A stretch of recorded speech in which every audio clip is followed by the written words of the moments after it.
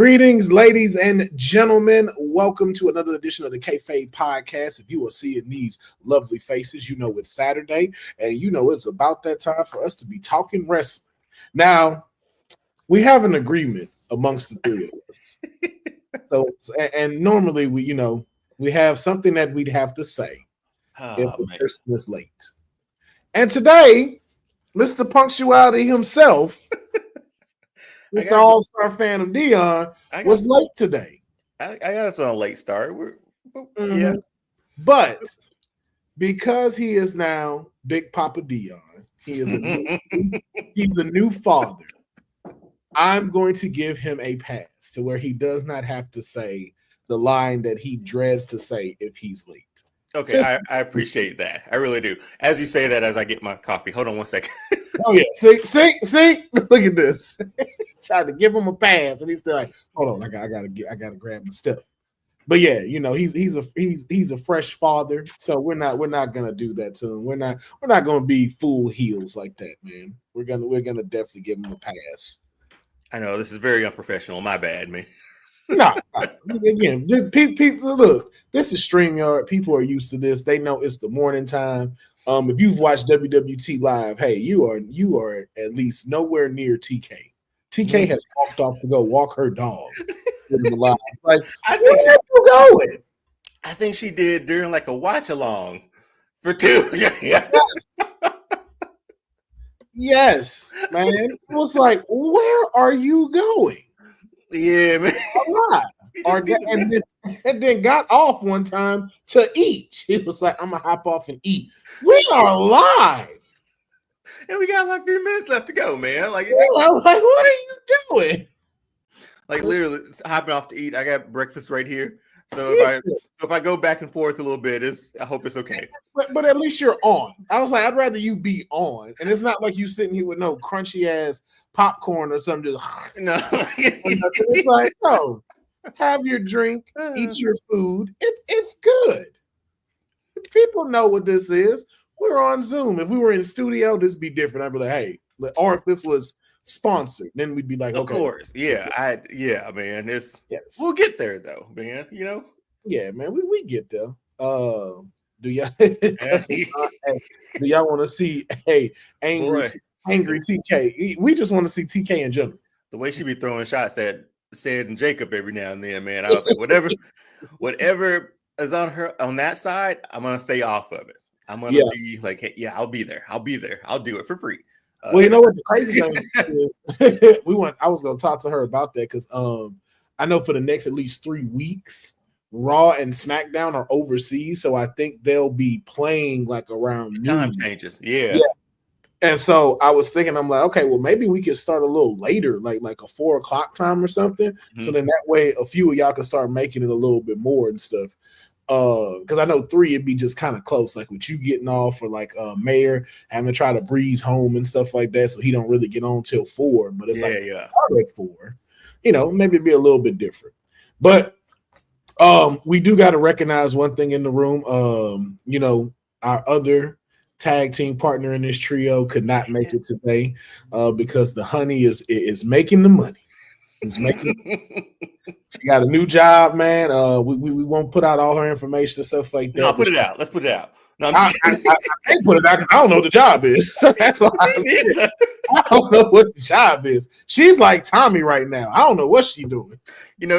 She used to work at that, that big white building. Yeah. Yeah. He moved to that big white building across the street. I got transferred. Not where you work, to that big black building. Be like, honey, it would have been great to figure out for them to finally say what he did, though. You know what I mean? Think they said it. They said he worked for the Boys and Girls Club. Well, that was like season 1. Yeah, like because he got Martin to be Santa Claus for kids. Yeah. Like, he was ingratiated in that. But come on, man, he ain't buying all those fly clothes off that.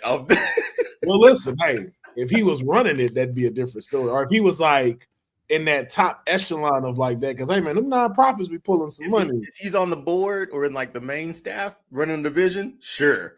But why would he keep that a secret, man? I mean, you know, hey, sometimes you don't want people knowing what's in your pockets. From his get best friends. I mean, He's hey, over there every week. Hey, listen, it be that way sometimes. It be that way. I like listen, like, hey, y'all need to know all this shit. just let it be. Just let it be. I'll go half on these pizzas, or I get them all. Don't worry about it. All right. Yeah. He paid extra for that small. He really did. Hustle, man. Hustle them, man. He like, what's up? It's hustle, man. You know what it is. Bing bop, boom, boom, bam. That one with the chicken on the during the snow. Pulling them out though, that was what killed me. Because I used to work at a grocery store and I had to pull them roasted chickens off them and I fucking hated it, dude. That shit was so difficult because it was hot, greasy, and you had so many chances to burn yourself. And what they do is they tell you gotta lean it like this and just push them bitches down. I'm like, what? There has to be an easier way to get these chickens off this rack. And Hustle Man showed up with 3 of them on a stick, man. Like, he said, "We want some of these. I got it right here." No, like, no, that's passe. We use molasses now. Seeing Martin's face in that trying not to laugh, is the best part of that. Hustle Man's great. Tracy Morgan was just built different, though. He played that saxophone with the kazoo on it. Pick up the pieces. Pick up the pieces. But man, we first of all, we want to thank each and every one of y'all for holding it down as Kayfabers. While we were gone, we've been busy for the last couple of weeks, you know, as you can see with the tan. Somebody came back tanning, man. You know what I'm saying, man? I almost brought somebody back with me. But he's about to no longer be by myself. Be like, this is Maria. She don't speak much English. She know a few phrases, but we working on it. Now we all got somebody special in our lives. Now we can go on triple dates now. Because we got somebody. Show me a ring, baby. Show me a ring we got down there. Oh, it's moved that quickly. Oh man. If I was bringing her back, oh yeah, nah. This is Mrs. Grace. That is who this is right now. Oh man. But man, let's start with you, bro. Like, in case folks didn't know, you are now proud papa. Little Deonne came very, very earlier than expected. Yeah, he was about 20 days or so early. Yeah, man. But it's great. Like, he's doing great. My wife's doing great. We've been back in the house since last Thursday, so he's been here for a week now. And I took the night shift last night while I was sort of late this morning because I slept. But it's been great, man. Like, I look at his face and I see her in him. I see me and him a lot. Like a lot. There's a nose that's in my family that he has inherited. So I apologize to him for that. But I don't apologize. No, fuck that. You be proud of your nose. Fuck that. But no, it's been great, man. Like, I've still been going. Like, I went back to work last week just because I've started a new job in January. So I don't have that leave yet. But coming back here and then seeing him and staying up with him, and I've been peed on a few times already, just like a rite of passage. So, but yeah, man, I'm a dad, which is wild. A father, a whole father out here. Yeah, man. I had this idea before he came and came early, so I never did it. I was just gonna try to grow this big Apollo Creed mustache and just shave everything else off. Yeah. And I mean, you still got time. It ain't like he gonna remember this right now. He won't, but I wanted those first pictures just to be me with like just that big stash in the middle. That's what Photoshop for. Just get this cleaned up and then just add that big ass Apollo Creed mustache. And then be like, we ain't gonna know. We're gonna be like, wait, he this. I can quickly Photoshop that one, but no, man, it's been great, man. I mean, long hours, sure, but man, I'm not complaining. Yeah. Now I gotta ask because I thought about this like baby nightmare. I like that. Yeah. I was like, that's dope. Like, what do y'all do now when it comes to the late night? Like, does he get up like early in the morning, like at 2 a.m.? Like, do y'all have them late night calls that y'all be having to do? Well, we have like a scheduled feeding to get him up. So like every 3-4 hours or so. So we'll wake him up, change him, feed him, probably change them again, try to put them down after that. So we have a whiteboard, like my time's on there, her time's on there when we need to. So last night I went from about midnight to 6 or 7 this morning. Yeah. And that's just getting them up, feeding them and stuff like that when it needs to. And then she's tagged in now. Mother-in-law's here too, so that helps out a lot as well to do everything else around the house, help out there. And yeah, we just rotate schedules, man. Like when I get off here, I think I'll help out up to 9. It just depends on what that schedule is. I'll check the whiteboard after this, but so far it's been pretty good. When I get off work, I'll take him up until like that night, and then my wife will tag in since she's on maternity leave and do the night and then stuff like that. So it's working the schedule, man. It's me and my wife do like a good plan and do like a good schedule. So we've made it work this last week, and I think we got a good system. There's one thing about it, not that, but I think I can use it for this too. For the delivery and stuff, I had like a quarterback sleeve because I was gonna put all my notes in there, all my to-do things. Didn't get to use it, man. I kind of upset about it because he came early, so everything we were just off script, man. And I know you a stickler for your schedule, your times and stuff like that. So I know just that was like, shit. I had so much that I was like, fuck. Now I got to pivot because you want to get here early. Like, showed up to the party early, man. But he's healthy. He's back to his birth weight after this last pediatrician appointment. So he's doing good, man. He's aware of things now, and it's only been like a week. It's only been a week. I mean, well, shit. Look who his dad is. So of course he already taking in the world and figuring out stuff. So yeah. But yeah, man, congratulations to you, bro. I definitely wanted to make sure we talk about that returning and everything. Appreciate it, man.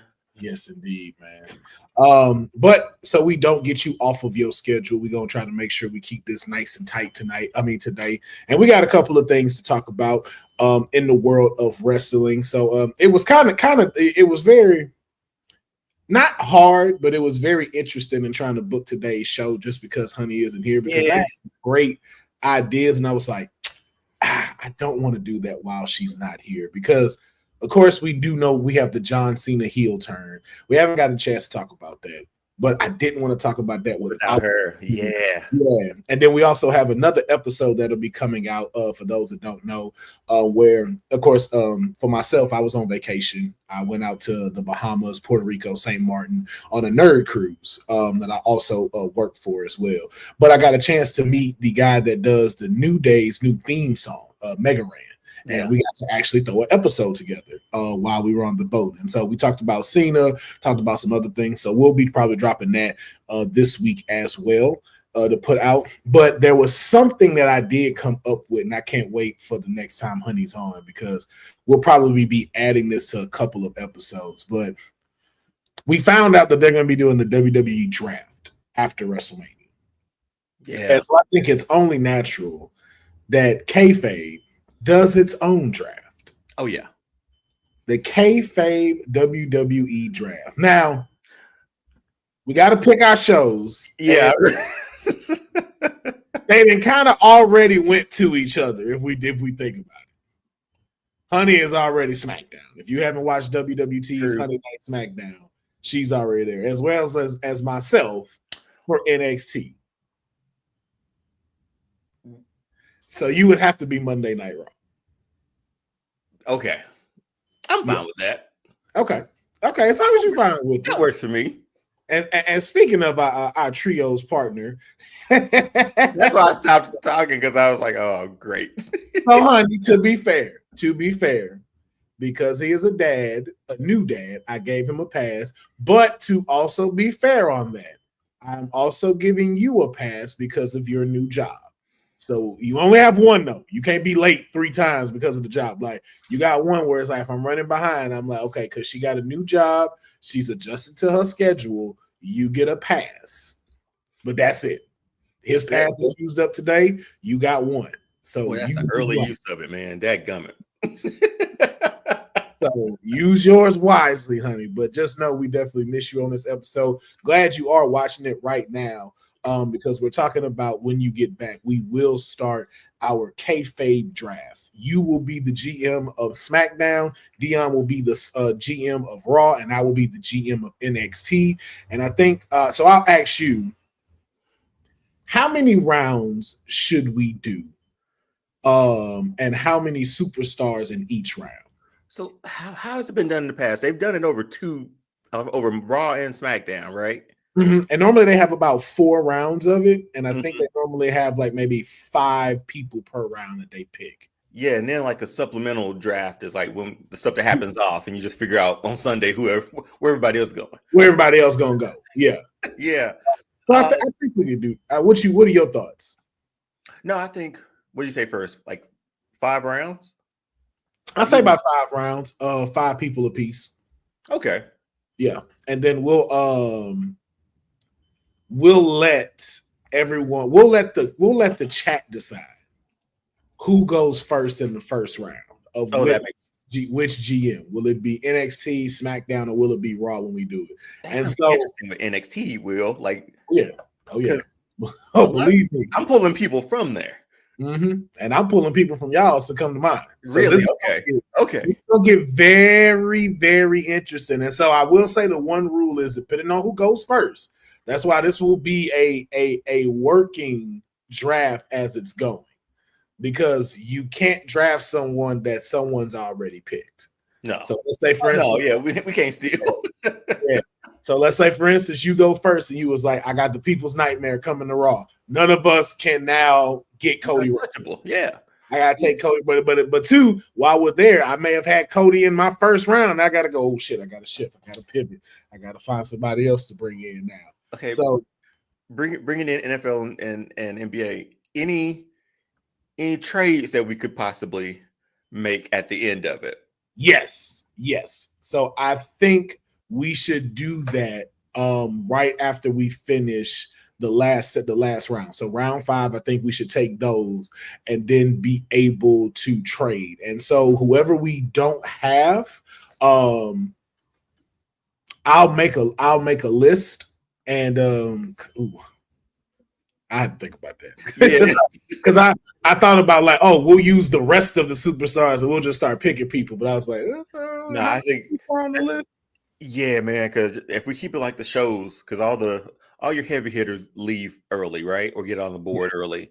And then some people from NXT come up. That's usually the formula they use. But we'll do that behind the scenes. We'll do that behind man. I'm here for it.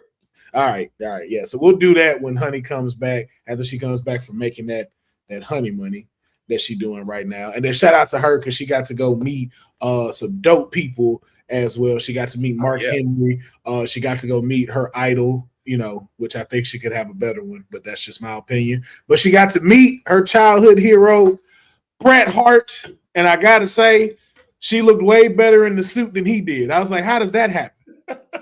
How does she rock your stuff better than you? Yeah, that whole fit was dope, man. Like, yeah, you should have had her in the Hart Foundation. Then maybe I would like you a little bit more, Bret Hart, instead of thinking you the executioner of midness. But not gonna knock everybody's hero. Hey, everybody got their own hero. This is more about Honey. I would love to know her story of why. Because has she ever told the story about Bret? She said it, but I don't think she got a chance to really fully explain it. But she was like, yo, like that's what she looked up to when she saw him, like that, like when she first got into wrestling and stuff. And I think it has something to do with her dad as well during that time. That just means she need to come back on and explain it. Yeah. So, when she gets back, we got a lot to talk about. So, but let's get into a little bit of trending news today. Yesterday was SmackDown, and in case y'all don't know, they were in Barcelona, and it was an impactful SmackDown from Jacob Fatu taking on Braun Strowman along with the rest of the Temu bloodline. Tiffany Stratton getting her lick back from Charlotte Flair after taking on B-Fab. But the biggest thing we saw yesterday, the Profits is up, and they are your new tag team champions. Thank goodness, man. I mean, it need we say anything else? We we talked about this Friday. If the trigger was not pulled on them getting these belts tonight, break them up. And their whole like sort of rebrand would have been for nothing. Like these vignettes that they shot that are really good would have been for nothing. So just seeing those teased, you're like, they gotta win them. But then at certain times with the Street Profits, the booking, you never know. Like they're gonna run this entire tag team because DIY wasn't doing it. Let's be honest, man. They have not been doing it for the tag team division on SmackDown. They were not. It was they not. Now I will give it to them. They tried. True. The heel turn with them too, but yeah. It's just the problem about it is people low key forgot they were a tag team. DIY. Yeah. And the reason being is because the rivalry they had between each other was so impactful that it was like, yo, like, why'd you put them together again? Because they really are the equivalent of like Sami Zayn and Kevin Owens. Mm-hmm. And I wish when they came up, even though we know, that was due to Vince McMahon, we would have stayed running with that. Yep. And given us those matches here on the main roster. Like, let that rivalry come through, but it didn't. So hopefully maybe they can start it and get something going with the two of them, because I'd hate to see them just kind of fall into the fold and disappear, because I do enjoy like Tommaso Ciampa and Johnny Gargano, but this ain't about same. But they just, you're right, their rivalry overshadowed their time as a tag team.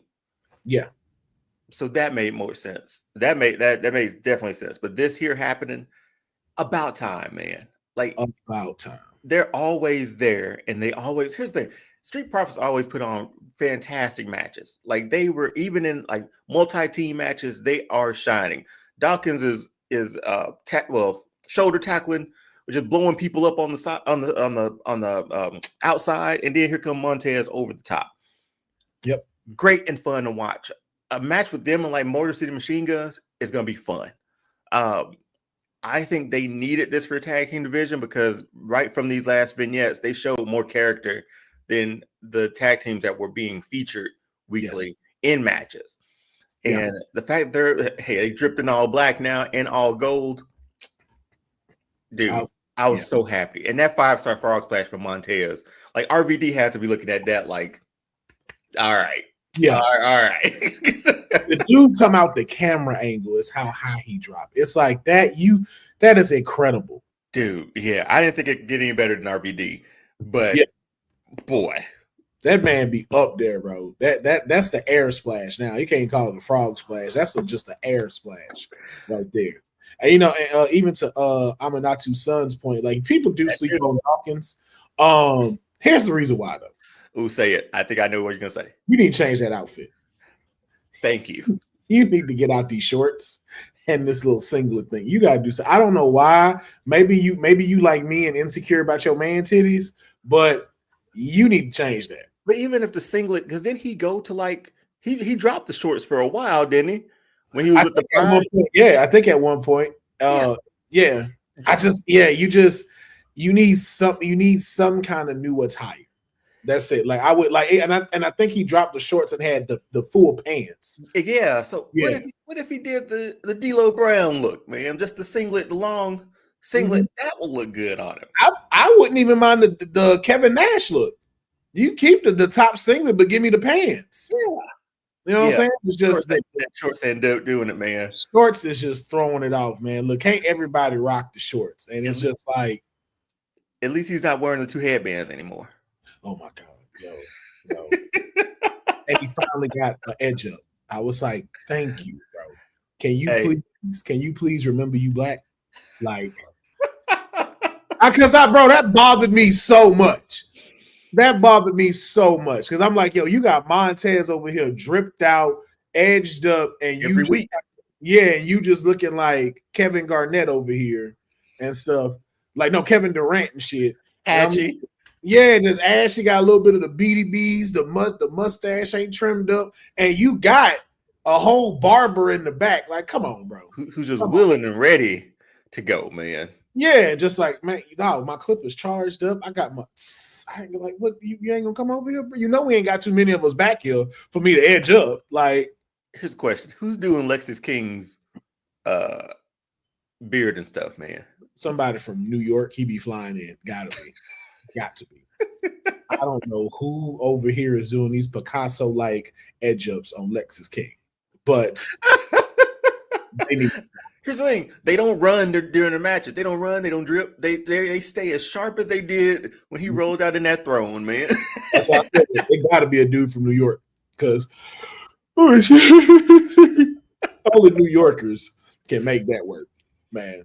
But let me ask you though, with them now being the tag team champions and us seeing that they now pulled the trigger on this, do we see a resurgence now in the tag team division on SmackDown? Do we start to see, especially with it being 3 hours now, do you see it now becoming where the tag teams division starts to get more of a shine on television now with SmackDown, especially how SmackDown has been going? Yeah, I think it has to. And putting them, they're your veteran team at this point, along like most of the Machine Guns got, years and years ahead of them. But yeah, I think that's the investment in putting that into that division now, because you have guys who have been around and who have gone through like a gimmick change, not a gimmick change, but like an attitude change through this last month or so. Yeah. And man, it's very reminiscent of like, oh man, I should no notepad today. Yo, that man is a father for real. No, it's like a rebrand or reboot to the division, it feels like. Especially seeing how they were always on the cusp of getting it. And they know Triple H knows he has a team who can carry it now. The crowd's with them. The crowd loves them still. They get better reactions than a lot of their a lot of the tag teams who are featured. Let's put the rocket on them and let's give them the opportunity to carry this tag team division. Because Lord knows what might happen with tag team division, seeing how the Hardys are doing some stuff and didn't expect that. But no, man, I think this should be the main focus of SmackDown for a little while, because they have good tag teams there, and not being able to utilize them week to week, or I don't think it's utilized. I think it's caring. It's caring about those certain teams, and we care about the Street Profits. We're happy that they finally won since 4 years now. 10 months. It feels like years. 4 years. No, it was 4 years. They said 4 years since they ran. So getting that new titles, new look, new attitude, this feels like they're putting stock into it. Yeah. And I mean, it's the best move. That was the best move for business on that front when it comes to tag team titles.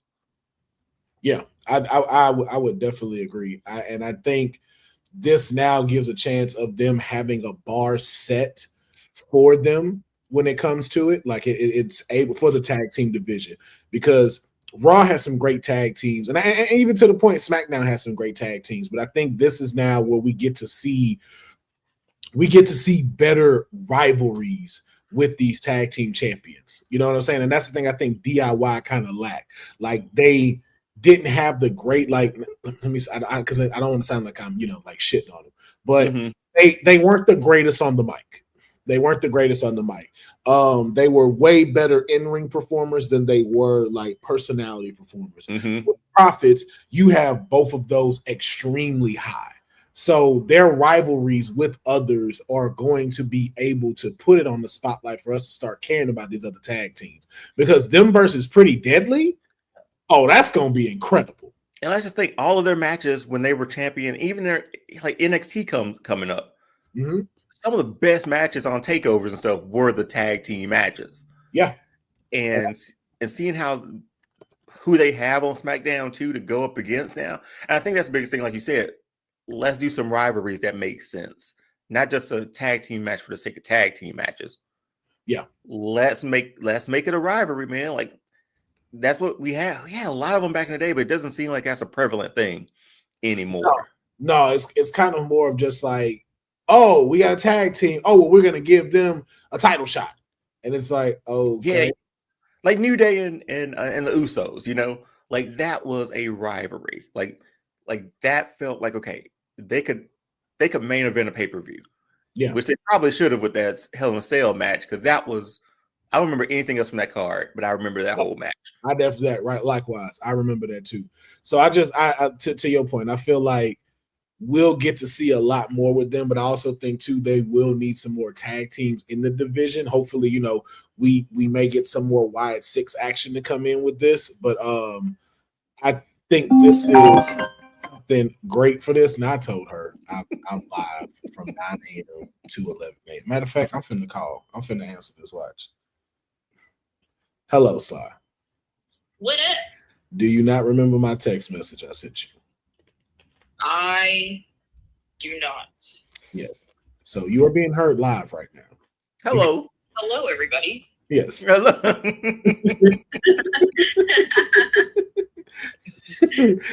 I am live from 9 a.m. to 11 a.m. What's happening? What's happening? I will give you a call at 11. Sounds good to me. Yes. Bye, everybody. See, girls don't remember shit when they about to get their hair done. I don't remember. Yeah, I don't remember. Yes, all you focused on was getting your hair done, and now your hair is done. So that's all your concern was. And I now understand it now because that's what TK do when she silk press TK. So, but we're gonna keep it pushing, man. So, like I said, we stay where we need to be. More champions coming through this week. La Primera, Stephanie Vaquer. It was title versus title in Madison Square Garden at Roadblock, and we have a new NXT Women's Champion, Stephanie Vaquer. I gotta ask you, Mr. NXT. I know you're throwing out questions, but did you see this coming? I did see this coming, and I have a full thing of why I saw this coming. And I know Cindil ain't here, so she's not gonna be able to defend. But I've said it before, bro. Like Stephanie Vaquer was lightning in the bottle, and she stole that from everybody. She is the thing to see when you watch her. It's this aura she has. When you watch her in the ring, it is something about her that makes all eyes go to her. And I know some people will try to say it's because of people over sexualizing her. Like, no, it has nothing to do with that. She walks like a star. Like she whatever it is, she has it. And you could tell that from the first time you saw her like walking backstage at NXT. Yep. You're like, she hasn't even said anything. She hasn't walked out in front of a crowd. She was just walking in the back. And they showed that clip. And you're like, boy, I don't know, but it's something about her. And then you look at her in ring. She's so tight and so locked in ring that you're like, she's head and shoulders above a lot of the women in the division. Yep. It's it, man. She just has it. Yeah. It's hard to explain, but whatever it is, it's like that's what they normally call it. We know that here in the wrestling thing, she has that it factor. And I'm gonna be honest with it and say Julia does not. That's why Julia is an incredible in-ring performer. Julia is not a superstar yet. She's not a superstar just yet. That's why, and I'm using that keyword yet. And to Bose's point, yes, I think she will defend both titles because this is something Stephanie Vaquer is used to doing. She's used to being a double champion. She's used to putting multiple titles on the line, or one or the other. So I think you will be able to see that. And two, to the point of we watched the history of it. Even with her getting here and Julia winning the championship and holding it for 63 days, we saw Stephanie way more. And so this was something that I had mentioned, and I still try to be careful how I say this because I know I like to joke a lot, but I don't want to offend nobody with the next thing I have. And I think the problem is that what happened with Julia is the same thing that happens with a lot of these Japanese wrestlers, is that there's a disconnect with Japanese culture and switching over to Japan for their wrestlers. Okay. Because a lot of us, if you're a diehard wrestling fan, you know about New Japan. But to a common fan that especially WWE is trying to push over, they may not know these folks. They may not know about New Japan. Some of the things they only know about is WWE or AEW or in most NWA. Mm-hmm. And then to another part, Stephanie McCurry is locked in with the Latino community, which is one of the biggest people of commerce in the WWE and the wrestling industry. Mm-hmm. So you saw it. Like, she steadily got articles written about her. She was steadily talked about on Hispanic news all the time. Even when from her post, she consistently posted on social media. She completely was reposting other people's stuff that posted about her. You didn't see that in Julia. And I'm not saying Julia wasn't someone that wanted to do it. I just think that's not something that they harp on overseas. That's not how they operate. It's a different machine over there. Yeah, and I think Stephanie has figured out the machine or figured out like what she should do, because even scrolling down like your timeline on anything, if again our stuff is curated for wrestling, I would imagine a lot of it. So scrolling down it, that's the person you saw. You would think she was NXT champion if you weren't week to week. Yeah, you're like, who is this? Who is this person on my timeline? Like, her moves are solid. She looks like a superstar. Yeah, Julia doesn't pop up in my timeline much, or she didn't. No, and that's no knock on her, but I get what you're saying, like with translating over from like New Japan or whatever back to over here. Asuka did fine in NXT, but it didn't work in the main roster. Shinsuke fine in NXT because Shinsuke, right? Yeah, just making sure. Main roster, okay, but I think it's just finding a character for her to like sink her teeth into too. I think that's because that's the biggest thing with WWE, right? You can be a great wrestler in any promotion before you get there, but the biggest thing they're going to work on when they get you is your character. Mm-hmm. That's what sells eventually. Yeah, I think it was even Booker T saying like he was a great wrestler in WCW, but he learned how to be an entertainer and have a character when he made it to WWE. So I think that rings true to Julia as well. Stephanie, whoever is helping her out with whatever she was on Busted Open too recently, they're getting her out there, man. Like she's low key becoming the face of NXT. And she has been with this title. She is now with this title. But yeah, man, there's something about her. She has it. I can't wait to see her matches because they're going to be solid. Oh yeah, and we'll see how these two belts work with her. What happened with Keith Lee? Did he have to give one up? Oh no, well, he gave up both of them because they moved him up the roster. That's right. The Bearcat. Boy, the biggest fumble. Vince McMahon, there's a lot of things he's done. But that, especially during the pandemic era too, that could have been a fun. Keith Lee could have been fun during that era. All of them could have. Like, he literally like took every NXT superstar that we knew and loved and completely warped them into some BS. And it was just like, I'm gonna say this cautiously. You deserve what happened to you because of that. Because you did that out of spite. And that's karma for your ass. That's why everything you did in the dark started coming to the light, because you knew you was wrong for that. You was wrong for doing that to Keith Lee. You was wrong for doing that to Pete Dunne. You was wrong for doing that to Karrion Kross, because you know how essential it is when it comes to moving these people up from NXT to the main roster. And first impressions are everything. And for you to mess that up for them, you knew you were wrong. And you only did it out of spite and out of ego. And that is wrong for you to mess with somebody's livelihood and their dream just because one day you just don't like that Triple H is doing something more popular than you. Fuck you. That's what it turned into.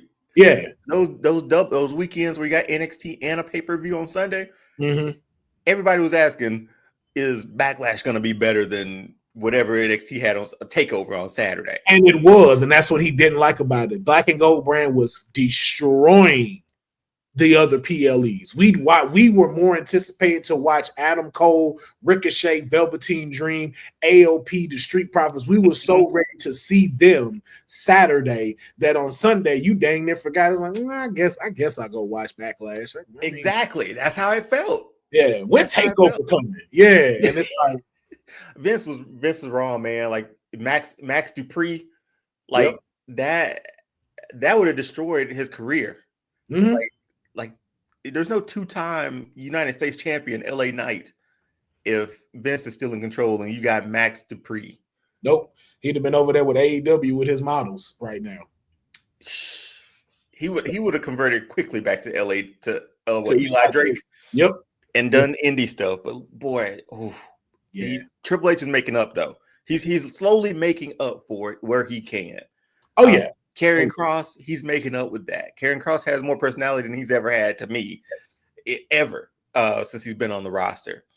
And I'm hoping as time goes, Keith Lee, maybe, more people come on home, and we set the ship right. We set it right. We fix the timeline essentially. Yeah, from what gets destroyed.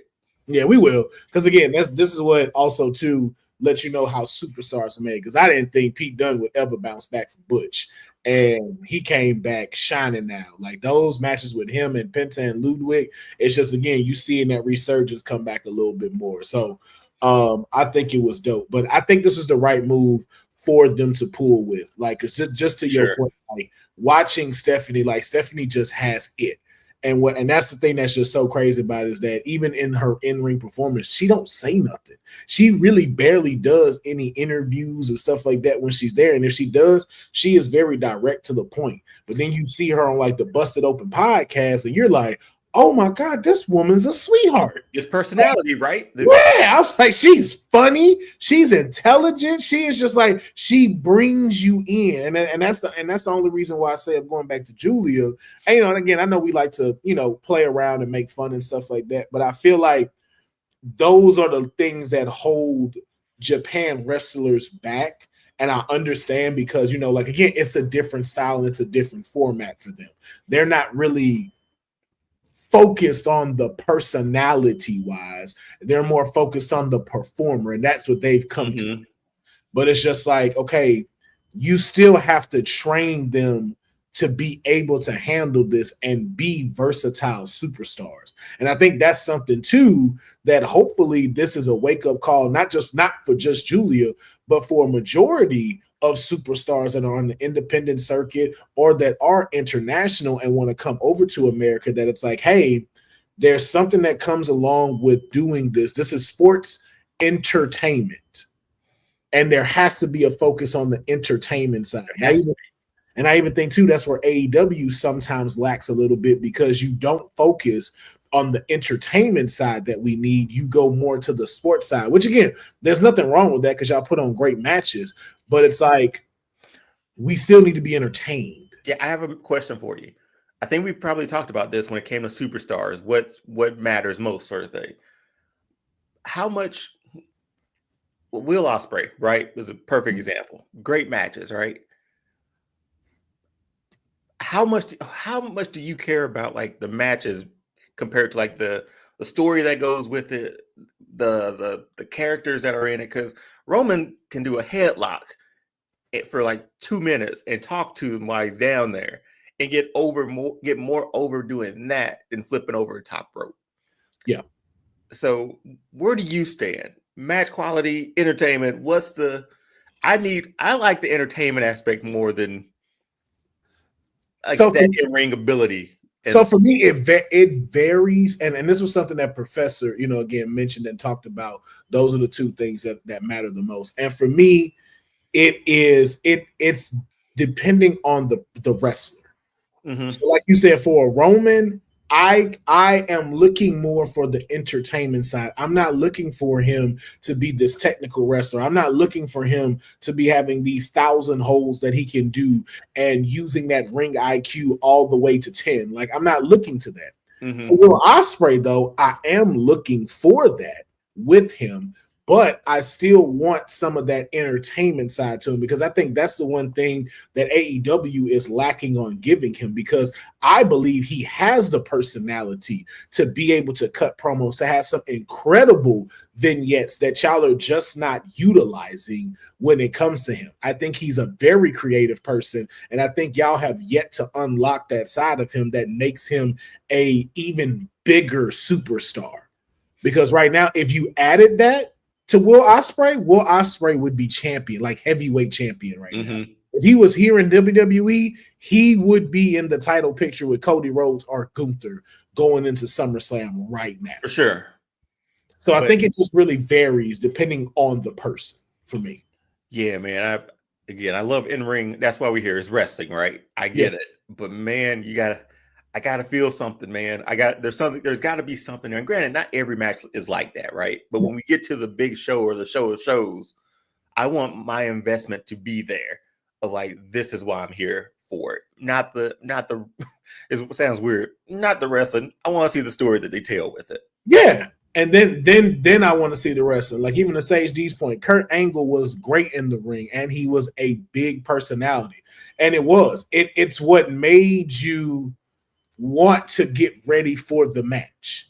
Now, too, and that's why I say too, it depends on the person, because again, like I hate to bring him up because I know he's kind of like Voldemort now, but Chris Benoit.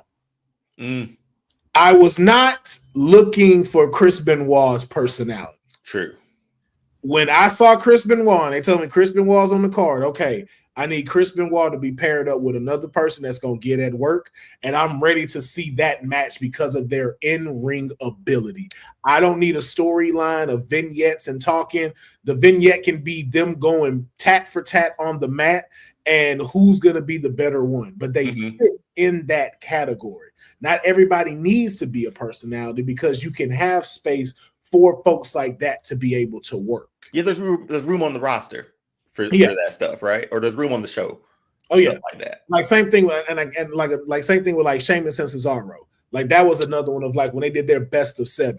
Cesaro's not great on the mic, but Cesaro's in-ring ability and the personality shows within the ring. Yeah. And so that's why I was like, I'm kind of like depending on the person, but I get you. But again, I am big on the entertainment side because that's what our American style is. We also want the personality. We need that. Otherwise, yeah, because if you just give me a match of, again, AEW is prime example. You give me a card full of bangers, but I'm not here to sit for 8 hours of watching them just wrestle. Like, what's our story behind this? What's the drama? Oh, we don't have none. We just putting these people together. It's like, okay. Yeah. Because how many super kicks am I going to watch for 4 hours? It's like hitting the exhibition mode in 2K and just hitting random. Yeah. And then like, hey, here we are. Here we are. So, but congratulations to Stephanie McCurry, double champion, man. Just an incredible talent. I just hope this is an example of people to see of just like, hey, hard work and love for what you do will always pay off. And if you haven't watched her on the Busted Open podcast, please go watch her. Really? Learn a lot about her, and you learn a lot about the passion that she has for this place. And just it's a very humble come up for her in getting into wrestling. Like, it is a phenomenal story that she has. So I hope y'all do get a chance to go check that out. Now,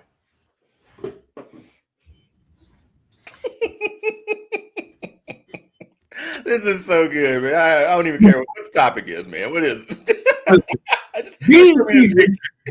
BET recently put out a list of the 15 greatest black wrestlers ever. Oh, yeah. Okay. And the number one wrestler that they had on the list was, of course, Mr. 5-time himself, Mr. Harlem Heat, Mr. King Booker. Was number one on the list. And I'll stick with the top 5 on here. Number 2 was The Rock. Number 3, Kofi Kingston. 4, Mark Henry. And 5, Sasha Banks were in the top 5 of black wrestlers. So, Deonne, first of all, your thoughts on Booker T being number 1. Did they get it right, or do you see someone else that is number 1? When I saw that, the rest of the list, and I looked at it, and I thought about Booker T at number 1. We talk about Booker, I think, weekly on here. And he's still in the public eye as well when it comes to wrestling. So is The Rock and everybody else on that list. But I thought back to like his career in WCW, all the way through his run in WWE, his gimmick change from Booker T to King Booker, and then back two-time Hall of Famer. His run has been legendary, even to the commentary table. Yes. And then I thought about The Rock, most popular guy in the world, apparently. More followers than any man in the world. But we're thinking wrestling too. The Rock for 7 years, from White Boots Maivia to Final Boss. Well, not Final Boss, to his Hollywood Rock. That was a hell of a run, man. Like, but I look at Booker T's longevity in wrestling. I think they got it right, man. I love The Rock. I do. What everything he's done is impactful. He's gave us moments after moments after moments. But Booker T, yeah, man, I'm okay with that list. I'm cool with that list. Yeah. And I will say, I'm going to be the one to rip the Band-Aid off. There's a reason Rock didn't get number one. Are we thinking the same thing? I didn't want to say it, but I'll definitely say it. You're black, yes. But you don't be acting like you are sometimes. Let me know. You know what? Let me rephrase that. You favor your other side a lot more than you do the other. You acknowledge it, and then that's why I was like, let me rephrase how I say that. Yeah. Yeah, a-hole. But you definitely favor one side of your heritage more than you do the other. Yeah. And we know that also comes down to, you know, the relationship he had with his father, which we know was a little bit of turmoil and stuff like that. So he spent a lot more time on the other side with his mother. So again, it is understandable. But that is the reason why you sit at number 2. Yeah, I couldn't give it to him. Mm-mm. Because take that aside from it too. I just think about like Booker T's and just think about his whole. He has not done anything other than be like wrestle the last 30 years or more. Boza, the disrespect you just said in writing this. First of all, a lot of us don't just know him because of his NXT commentary, first and foremost, sir. Yeah, and especially as the historian of WWT, you got some nerve to write that, Boza. Come on now. Come on, bro. Come on, man. I don't know what to say about that. We ain't got no time on this podcast for us to go down that. But if you know Booker, you know why he's number 1. Now, exactly. I will agree though with Jack's Pocket that's here on the commentary. R-Truth got snubbed, and I wholeheartedly believe R-Truth should be on this top 15. Do you have the whole list? Yes, I have the whole list. So at number 15, we have Jazz. 14, we have Shelton Benjamin. At number 13, we have Naomi. At number 12, we have Jacqueline. 11, we have Big E. Number 10, Devon Dudley. Number 9, Bianca Belair. At number 8, Bobby Lashley. Number 7, we have Ron Simmons. 6, we have the Junkyard Dog. At 5, we have Sasha Banks. 4, Mark Henry. Kofi Kingston at number 3. Oh, Lord. Sorry. Apologies. Kofi Kingston at number 3, The Rock at number 2, and then Booker T at number 1. Interesting. Not mad at 1. I understand 2. Ron Simmons at 7. Historically, I think just for the historical impact, I think he should have been moved up. Sasha shouldn't have been top 5, unfortunately. So here's the thing. Because of her accomplishments, I'm not mad at her being at 5. Oh, man. I'm not mad at her being at 5. She has done a lot. You got to remember, too, as far as that and a women's standpoint, I agree with that. I'm with Sage D on this one. Shelton Benjamin could definitely go, and R-Truth be right there. Yeah, R-Truth, even I know we know him as a comedic guy now, his work in NWA was, well, not NWA, TNA, NWA, yeah. Oh, no, both. No, both, NWA champion. He was in TNA. And this dude has been in the game for over 30 years. Like, he deserves to make this list. And again, no disrespect to Shelton Benjamin. None at all. Yeah. But if I had to make this list, I would definitely exchange Shelton Benjamin for R-Truth. Truth is on it. Yeah. And what Boza said, I probably would have flipped Ron and Sasha just because like historical impact was there. First black heavyweight champion, man. Like that's huge. I'll give you that. But the accolades that Sasha also got makes a lot. First black woman to headline WrestleMania. First Hell in a Cell match. First Iron Woman Survivors match. Like, she's had a lot of records that she's broken. True. And again, I know how big Ron Simmons is. Stands on the shoulders of Ron Simmons, though. This is true. Ron walked so she could run. But now this is also too where you kind of have that Jordan LeBron thing. Do you finally let the student surpass the master, or do you always keep putting the master in the master above the student? You're right. And I think Ron's a legend. I'm not denying that. That's why I'm like, I like the place that he's at. And no. And honestly, I would switch him with Junkyard Dog. Like, I don't think Junkyard Dog should go before Ron Simmons. Ron Simmons, one line that's Farouk to Ahmed Johnson was make me move it. He told Ahmed Johnson when he kicked him out of the nation again. Well, when they took him in and he kicked him out, he's like, "You want to be pretty like Shawn Michaels, man? You couldn't be white if they sandblast your black ass." I forgot he said that shit. So that line. Oh shit. This is why he definitely need to be above the Junkyard Dog. Like, again, I get Junkyard Dog is iconic, but come on, man. Ron Simmons.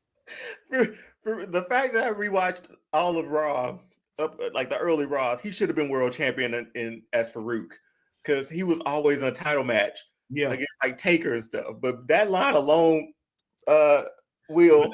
That's why I can't put him over Sasha, though, bro. Sasha, a multi-time women's champion, bro. She's a part of the women's revolution.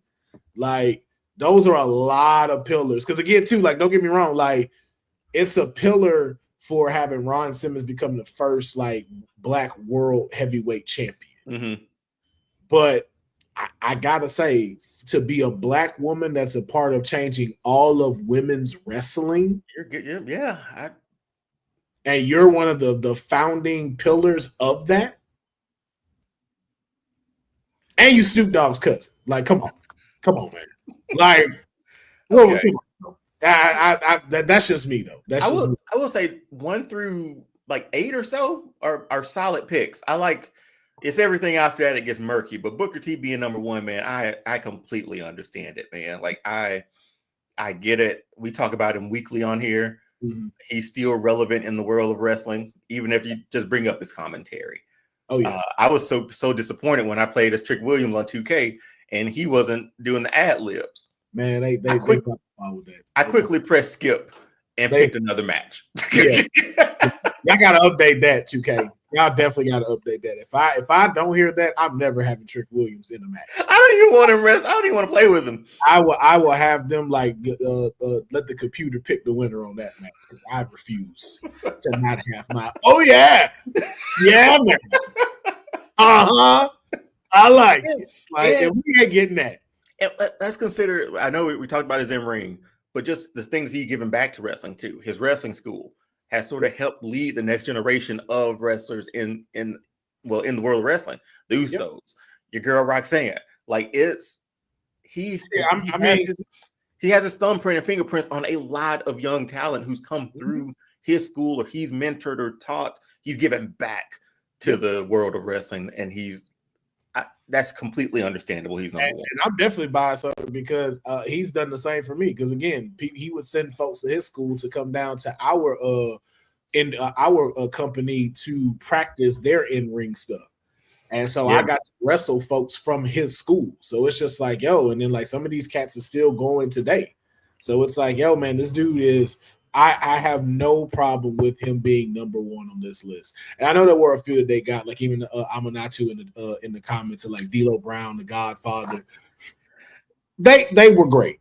Don't get me wrong, but they not made. If this was a 20, then we start throwing them in like 17, 18 and stuff, and we can have a discussion. But those don't make 15. You know? Oh, okay. Let's keep going, because I'm squeaking Godfather in there somehow, but at least D'Lo's chest protector gets an honorable mention. It's not honorable mention. I don't know nobody I would exchange in this list for Godfather. Really? If we exchanged anybody, we were already saying Shelton Benjamin for R-Truth. R-Truth, yeah. R-Truth in there. It's like, okay, who you exchanging for the Godfather out of this? Because are you going to exchange Big E for Godfather? Nah. See? You can't exchange Jacqueline. No. Devon, you definitely can't do that. Devon Dudley is just, come on, man, Mr. Testify. That man part of the greatest tag team in history. Yeah. Bobby Lashley, no. Farouk. Then you start getting into, again, the heavy hitters now. Bianca Belair. Yeah, you can't. Yeah. So, again, if this was top 20, he'd definitely be scaling that list of 20 or maybe 19 and stuff. He's in it, yeah. Yeah. And even Viscera. Like, but again, we doing 15. So, but shout out to Booker T, man. Like we said, we here on the Kayfabe Podcast both agree he is the number one black wrestler of all time. Thank you for everything that you have contributed to the wrestling business, and as you continue to do it, man, there's a reason why you deserve to be a 2-time Hall of Famer and more, man. Thank you for everything that you've done for us. Did you hear he's trying to get King Booker into the Hall of Fame? I'm not mad at it, though. I'm not mad at it. So he can have 3 rings. I'll take it. I will take it. Okay. And if we doing it, hey, give him Hall of Fame for commentary. Let's figure out how to way to do 5 rings. Boy, oh my God. Let's do it. Can the Spinner Rooney be put in the Hall of Fame? Can we do the Spinner Rooney as a Hall of Fame thing? Oh well, that would be so good if he could end up with 5, so he could continue to do that with 5. That's all I want, man. That is all I want. All right, so our final trending story. Again, we know about the John Cena heel turn. We are choosing to not talk about it until Honey returns, so we can have a full trios discussion about it. But we have been hearing that they have been shopping some names around when it comes to this partnership between the Final Boss and the new John Cena. And the name that has been being thrown around is an interesting one. And I would definitely like to get your opinion on it, Deonne. The name that's been thrown around is the Rock and Soul Connection. Who's throwing that around? WWE Creative is throwing it around. Okay, this is still people who gave Chili McFrost to Stone Cold. So I'm not taking it. I'm not. Yes, it's how ideas and brainstorming works, right? We start out somewhere, Rock and Sock Connection. That's the thing. What can we call it differently? What can we do and build from there? I don't think it's gonna be. I don't think it'll stick. I don't think they'll use this. I don't think it sounds good for the kind of team that they put together right now. 2 of the biggest names in the world of wrestling and in entertainment at this point are now both heels in a company where, like, I even heard like the name they're throwing now is like Break-A-Wish. I think they trademarked that or tried to at least. So I don't know. They're gonna have to be very careful because this name, not saying a lot of things right on a name, but it can make or break this duo that we're putting together, or team or faction that we're putting together for this year. Yeah, Rock and Soul sounds made up. It just sounds like, hey, this is where we're starting the brainstorming session. We'll figure it out as we go. Oh, wait a minute. Was this Uncle Dave reporting? No. This is multiple. This is okay. Because I was gonna say, like, nah. But I don't think it's a name that resonates with enough of like what's going on in this day and age too. It just doesn't seem like it fits. No, the Rock. First of all of it has to do with the Rock. So yeah, is Cena the soul of the group? Like, or does he have his soul? Well, no. For what they said, it was to honor his dad, and they were saying that's what they were shopping around. The soul part was like to honor his father and stuff. I'm like, okay, well, that's cool, but like this has nothing to do with this current story. No. So I don't get why they're doing that. Now, no problem, Boza, because we know he was one of the first. Dave was one of the first ones to put it out, but like a majority of like news, like wrestling articles have been writing about it. Gotcha. But yeah, no, I'm not feeling that shop around. I think bring that back into the huddle. Find y'all some more mock-ups for names because that one just ain't it. Especially for how iconic this thing is. So I don't mind Hollywood hustle, but if I'm being honest, I would try to stay completely away from anything Hollywood because it's already being compared to the Hogan turn, and you need to want to try to create it to be as unique as possible. True. So even if you went back to calling it the Federation, and so just to kind of a FU to them people that made us change the name. Like, you could do something like that. But I think like if you are about to do some kind of connection and that requires it to have a name, it needs to be something that stands out that we are going to remember, because we are, like, as much as we don't like Hulk Hogan, we love Hollywood Hulk Hogan.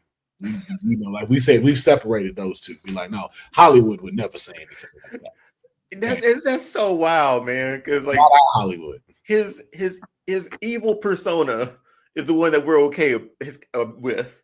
Yeah, when it comes to his characters, right? We're okay with that. I mean, this man walked out with Rodman to Voodoo Child in Chicago while Rodman was still in the finals, man. Like, so he can come to the barbecue. You tell Terry to stay his ass home because he might get jumped. So y'all let us know in the comments of this video on YouTube, whether you're at WWT or you're on my page. Let us know, what name do you think would work best for this partnership between the Final Boss and this new John Cena. And I got to say, there was an image I found. I'm gonna probably also again pull it up on the episode when we do talk about Cena. But because Cena now, the bald spot gone. Okay, I saw that picture. Is it true? Yeah, no. It's a video. There's a video where you see it. Like, where really? He's in, I think, Hungary. And they were filming, and like you see John Cena walk past, and he had like a black like leather jacket on. He was dressed in I saw the back of the picture. Yeah, well, yeah. I saw the back. All that shit is fixed. Yeah. But like I saw that, and then somebody said something about if he could grow a beard. And so they did like again an AI image. I just got to show, like, bro. He looks Romanish. Right? But I was like, I'm not mad at it. I was like, imagine this be heel Cena going from shorts to jean pants. Full jeans. Full jeans. Man, I can't wait to get Honey back on here so we can talk about this, because I got a lot of questions that I've been just throwing around randomly to my wife. I do too. That's why I say we're gonna probably have a full episode about that. But we need the trio to we do. Oh, like gear, music. What happens to Cena? Because is he gonna be on Raw Monday? Yes, he will be. He is in Berlin, and he will be addressing Cody Rhodes, but both of them will be in the same ring. So hopefully Honey is being able to be scheduled to jump on Saturday, because we're gonna have so much to talk about. What if Stu, he looks at Stu and Stu just turns the camera, like the camera just turns away from him. You know what I mean? That will hurt. Or push it out the way, like, yeah. And there's no run, there's no or he does the towel like this, or puts it over the camera, or like, ooh, see, like, yeah. I don't know, man. You don't deserve to see me. Ooh, so much, man. I'm still not ready for it, man. I'll be honest with you. I'm ready. Serve me my dinner. All right. I'm not, man. I'm so ready. Because we talked about, they was like, what do you think he'll say? Will he just not say anything? Because we know them boos gonna be crazy. Them boos will they though? Because people been waiting 20 years for this to happen. That's why I want him to say, if they boo, I just want him to say one line. I thought this was what you wanted, and then walk off. See, bro, we about to be in for a ride this year, man. Wait. But we're going to move into our next segment, and it's a new one. It's a new one for us, and it is called The Ring of Redemption.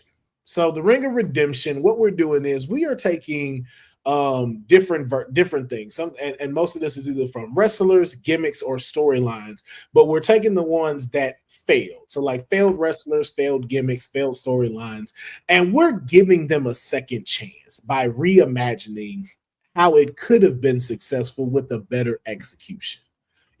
So that's our Ring of Redemption. And for this one, I decided for us to choose a storyline. And since we did talk about Booker T, he is also heavily involved in this one. And that is the WWF WCW invasion. So just to give you a quick catch up, this is around the time when Vince McMahon bought WCW. This is around 2001. This storyline of Invasion lasted from, I believe, March to November of 2001, and it ended in a pay-per-view, of course, called Invasion. It had to do with WCW, ECW as a combination, where you had Stephanie McMahon, Paul Heyman, and Shane McMahon at the helm for WCW, and Vince McMahon still riding the ship of WWE, along with some of his go-to superstars. So, and okay, before we get into this, because I do need to address this. John Cena has never been heel. So just to give y'all that, Thugonomics was not a heel role. He was an anti-hero. John Cena has never been heel. I do want to make sure that is very clear. You sure? Yes, he was classified as an anti-hero. So even like his rivalry with Undertaker. Undertaker was a heel at that time. Remember, that was the badass era. Yeah, remember American Badass. He was a heel. I just remember him seeing that in the cemetery rapping. Cena was just annoying. That was what it was. In your yard. Yeah, no, Cena was just annoying. He was still a face. I'll make you my. No, man, that was heel. I gotta go back and watch that. Will. Oh, watch it. I'm telling you. You start watching him, bro. Like it's just him talking shit. That's it. He's not a heel though. It's just him talking shit because that's the character persona. It's not a heel move. It's close to face and anti-hero. Didn't he use the chain a few times to win matches though? No. You sure? No, the only time he'd use them is during those matches where it was allowed to be able to be done. We're gonna have to do a retrospective on this. Telling you, go back, because I thought the same thing when I first heard it, and I was like, "Yo, oh shit, he never really was a heel. He never was a heel." I was like, "Damn," because there's a Reddit thread that I watched, and I read, and they broke all of that down to show you, like, no, it wasn't a heel run for him. Because even think about it, when he won the title, he was still Thugonomics before he went full Cena. JBL was the heel in that situation.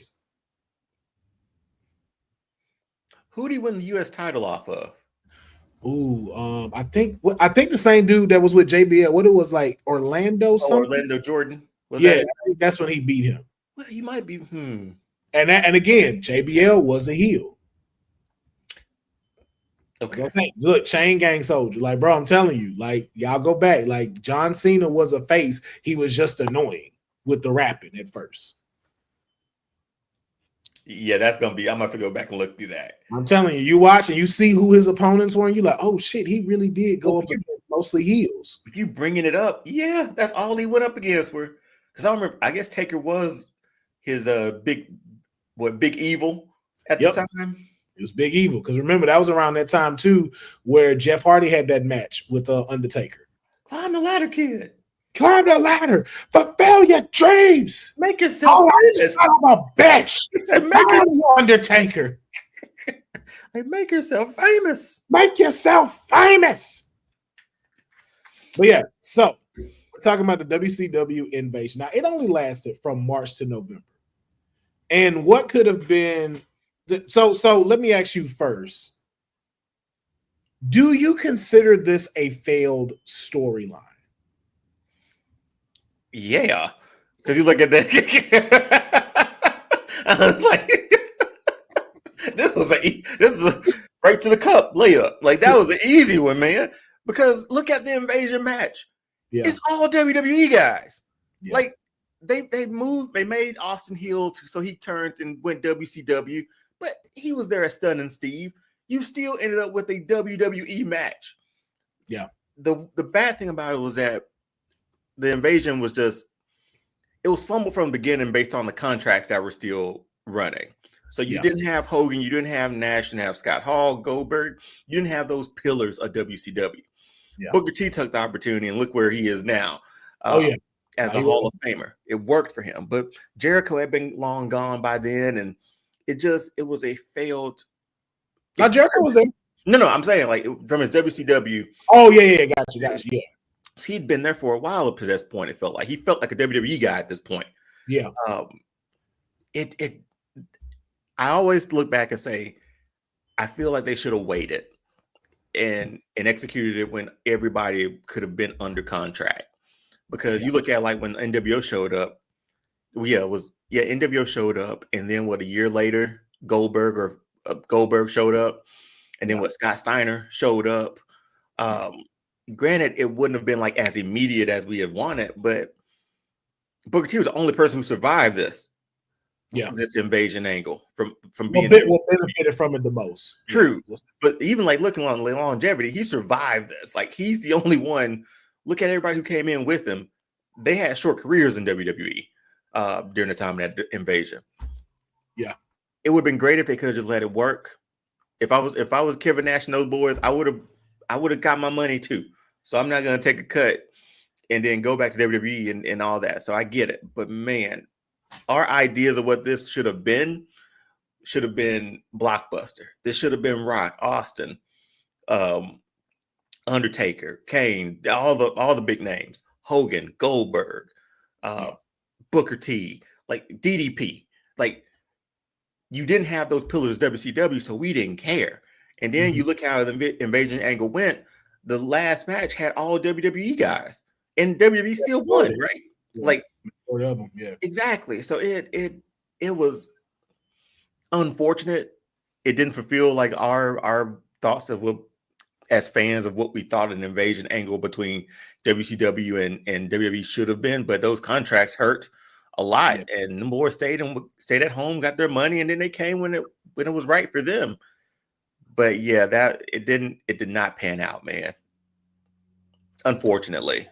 No, and I think, and so like I agree with you wholeheartedly. I think it could have been portrayed so much better. I think it was a rush in egos because it wasn't even about the invasion itself. It more became about the McMahons, and that's where I think you lost a lot of the luster because of the fact it's like you're trying to involve them way too much. Like you had Shane up there way too much on TV. You had Stephanie there controlling it way too much on TV. Then you had when Stone Cold switched and went over there. And then he became like this shell of himself where it was like he was this funny guy, but it was like it just didn't blend well because if anything, who should have crossed over, if you're going to have anyone betray, it should have been Jericho. If anybody, because it was a little recent. It was more recent than Steve, obviously. Yeah. But to your point, it's like this is where he got his chops from. Why wouldn't he go home? Mm-hmm. And so the biggest way I would have started this up, so let's try to build like, this is where we'll get into like trying to redeem this storyline. And just go with me if you agree or if you disagree. And excuse the noise in the background. Y'all know I live in Gotham. So one thing I would have done, I would have not shut down WCW after it was bought. I would have kept the promotion running. This would give you time. Yeah, it could have moved from TBS. You could have put it on Wednesdays on, I think at the time they were on Spike maybe or TNN. I can't remember exactly where they were. I know SmackDown was on UPN. Yeah. They were on TNN. They were on TNN, which is now Spike TV. You could have had that go to Wednesday. So that way you got Raw, you got WCW, ECW, and you got SmackDown. Now you got a week's worth of programming, but this allows you to keep all of those contracts in hand at this time. So they're sitting there, they're there, and now you have WWE Creative behind it, being able to get this stuff in shape. So now, as we get all these contracts settled and people are still being able to perform, and again, you didn't have to keep everybody on the WCW roster. So let's start there. No, everybody who came over were inexpensive in comparison to the big money contracts who they waited for. But man, I like the idea. I don't know how forward thinking they would have been back then with that, Will.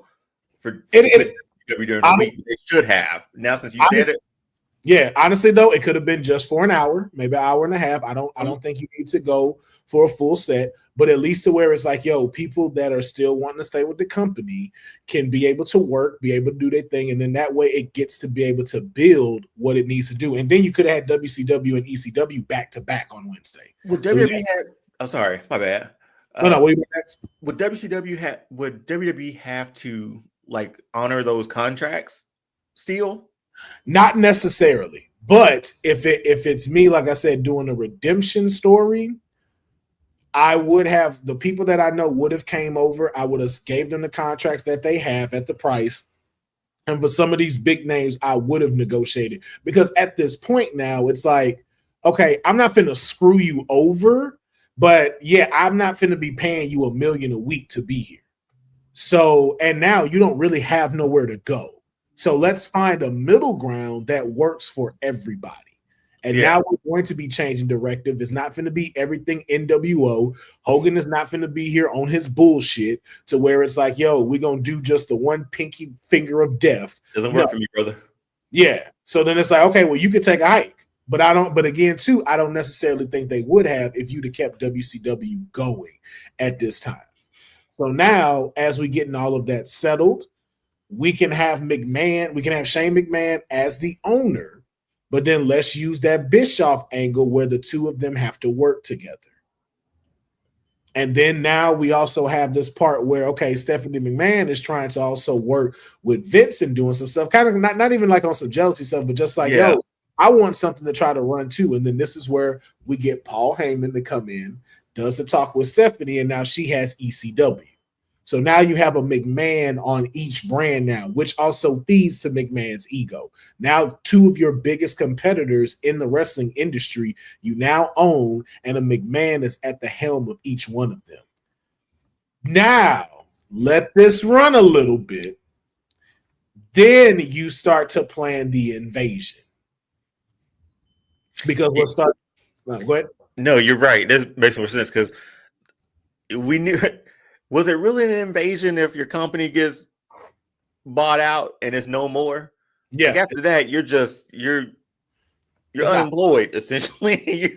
You now work for the person that you've been fighting for the last. Yeah, there's no banner of WCW to carry anymore because it doesn't exist anymore. It's been bought. Yeah, but what now makes it work when it's bought is, let's say now the ratings are doing better than your flagships. So let's say WCW is now putting out a better product.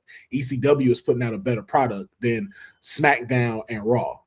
Then this is now too where you bring in the draft. And the draft is what sparks the invasion. Because now Vince gets a little bit of his ego in to where he's not being fair to WCW and ECW. And one of the biggest things it is Vince tries to take Booker from WCW as World Heavyweight Champion. And now this is where it goes. I'm going to have both belts on my Raw and SmackDown. WWE is going to championship is going to go to SmackDown. I'm going to have the World Heavyweight Championship here on Raw. And they don't like that. This is how your invasion sparks off. Okay. So now we're cooking with it a little bit. And then this is where you start again. Now you have your split in brands. And so you start to now see some of these other folks start showing up. Because what Invasion did was Invasion is what led us to making Survivor Series more important. Instead of just pairing people up and then having it And so this is what made that more important. Because what could have happened was now that you have these established, let's have this invasion where it's like, yo, y'all want to sit here and come and take our stuff? You want to drop us down to an hour? Okay, now it's time for us to start wreaking havoc. I'm going to make WCW go fuck up Raw. I'm going to make ECW go fuck up SmackDown. And then now these people are going to start coming in. What's your thought? It could be like NXT when they were part of, was it Survivor Series? Yep. Like how they rolled in there. See, that's the thing, man. Like, love what you're saying. The biggest thing is like they just didn't give it time. They did. It was rushed. It was like WCW's over. I ended it. It's over. It will never air again. That's a man with an ego who has been going up against a company for years, who was beating them for 83 weeks, almost put him out of business. He put them out of business. Understandable to a degree. Yep. But if you do like a slow burn with this, where it's like a build up to, like you have these little inklings every week or something, or every month, or like somebody WCW, like somebody got attacked in the back. Like you sprinkle little things in there till you get to like what you said, the draft. Yep. And there has to be that inciting incident. And that could be it right there. And then by that time, your big contract guys, again, even if you gave it that much time, they're up for a new contract. Yep. Here comes NWO. here comes Goldberg. Here comes, damn man, it's like playing with your toys on a Saturday morning. Like that's what it should have been like, but it was nowhere close to it. And then this is how it wasn't, and this is how you cap it off. So with all of this now happening, it goes, okay, we're going to do an entirely new pay-per-view for this Invasion. This is how this is going to go down. We're going to have all of our champions fight against each other, and we're going to have 2 big-time matches. A Survivor Series and a War Games match. And this is for the companies. Whoever loses, their company will get shut down. And then this is where you can now close WCW and ECW and bring all of these people onto Raw and SmackDown. So now you don't have to worry about pouring so much more money in. You fix contracts. And so now all of that shifts over because that's when we had the Rock's return. Rock can beat Booker T, become World Heavyweight Champion. Now that goes to Raw. WWE Champion wins. It keeps his belt and now goes over here. And now we have the U.S. title in the picture. We have the Intercontinental. Now it starts to blend them in better rather than just dumping these cats here. You're right. Because that's exactly what happened to you. Look at like the Sean O'Hares and the Chuck Palombos. Yeah, all of those people who came over, they were young, they were ready for it, but they just didn't hit, man. And it was because they were just dropped in. Like you're a WCW guy here on WWE, here on Raw, here on SmackDown. Like because you didn't invade the way it needs to. Because like, where was your tag team division in this invasion? Like, I'd have loved to see some of the tag teams from WCW and ECW going up against WWE. Like, Edge and Christian is right there for the taking. It is definitely in hindsight, but even like now, we're thinking about like all the tools that they've used today, that we could use back then as well. You talked about the draft. The draft was years away after this, I feel like. Yeah. Maybe a few years. I'm not for sure. But it's like about a few years. Yeah. This is when we started going a little bit out of the ruthless aggression era, and we started kind of going into that. That's when John Laurinaitis started to started showing his face a little bit. Yeah. So with that, it's like it was a timing thing, Will. Like it was right before WrestleMania 2. So he wanted to make sure, like, I guess there was some reason to have it to buy him out and do whatever right before WrestleMania, but it just felt rushed. Yeah. This gives it time to breathe. This gives it time to get established. Because if you're a WWE casual fan, you might have channel flipped on Monday night, but you don't know these new cats who are over there, who are gonna probably be week to week more than like Hogan, Goldberg, or whoever when they do eventually show up. I just think, yeah, man, it was fumbled from the start, Will. But this is a great idea to redeem this, because you look at, like I said, look at the last match. It's a WWE match. It is, and I think if you'd have worked it the way I just laid it out, you would have showcased WCW and ECW the way it needed to be. And again, if you want to have some people switch up and go, like we said, like a Chris Jericho or something like that, that's fine. But you at least now show the pillars of who the pillars of SmackDown are, who the pillars of Raw are, and who the folks that were for ECW and WCW, and then who to look for when they move in. But this would have also set it up in every single division. Because, again, you got your main stars here, but you could have had a chance to showcase all of the tag team, all of the mid-card people. And even so, even though, again, it wasn't as big as it is now, this would have been a great case to showcase these women. For sure. That switched over. This would have been a great time to see like managers being able to purchase, like not purchase, but like link up with folks like a Terry Runnels going like, hey, I'm going to be RVD's manager now. Mm-hmm. This would have gave that time. But I think their biggest mistake was you shut WCW down too fast. No, and you kept it instead of going, oh, I beat them, so I want to close it. It's like, no, you got the rights. Keep it running. Especially like, again, even in the real history, you brought ECW back and gave them a show. It's like, why would you not keep? You could have called it Wednesday Night Nitro. But see, that's the thing. They always say like that Nitro why it didn't continue, or not WCW didn't continue, was that Buff Bagwell and Booker T match, which I don't think was a really bad match. It was definitely a WCW style match in a WWE ring, but they want to blame something on it. There was something to blame. They needed something to be able to say, like, hey, we shut the book on WCW.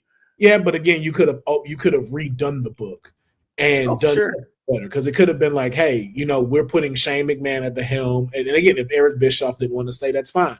But now you have WWE creative behind you, which is what WCW always needed or could have benefited from.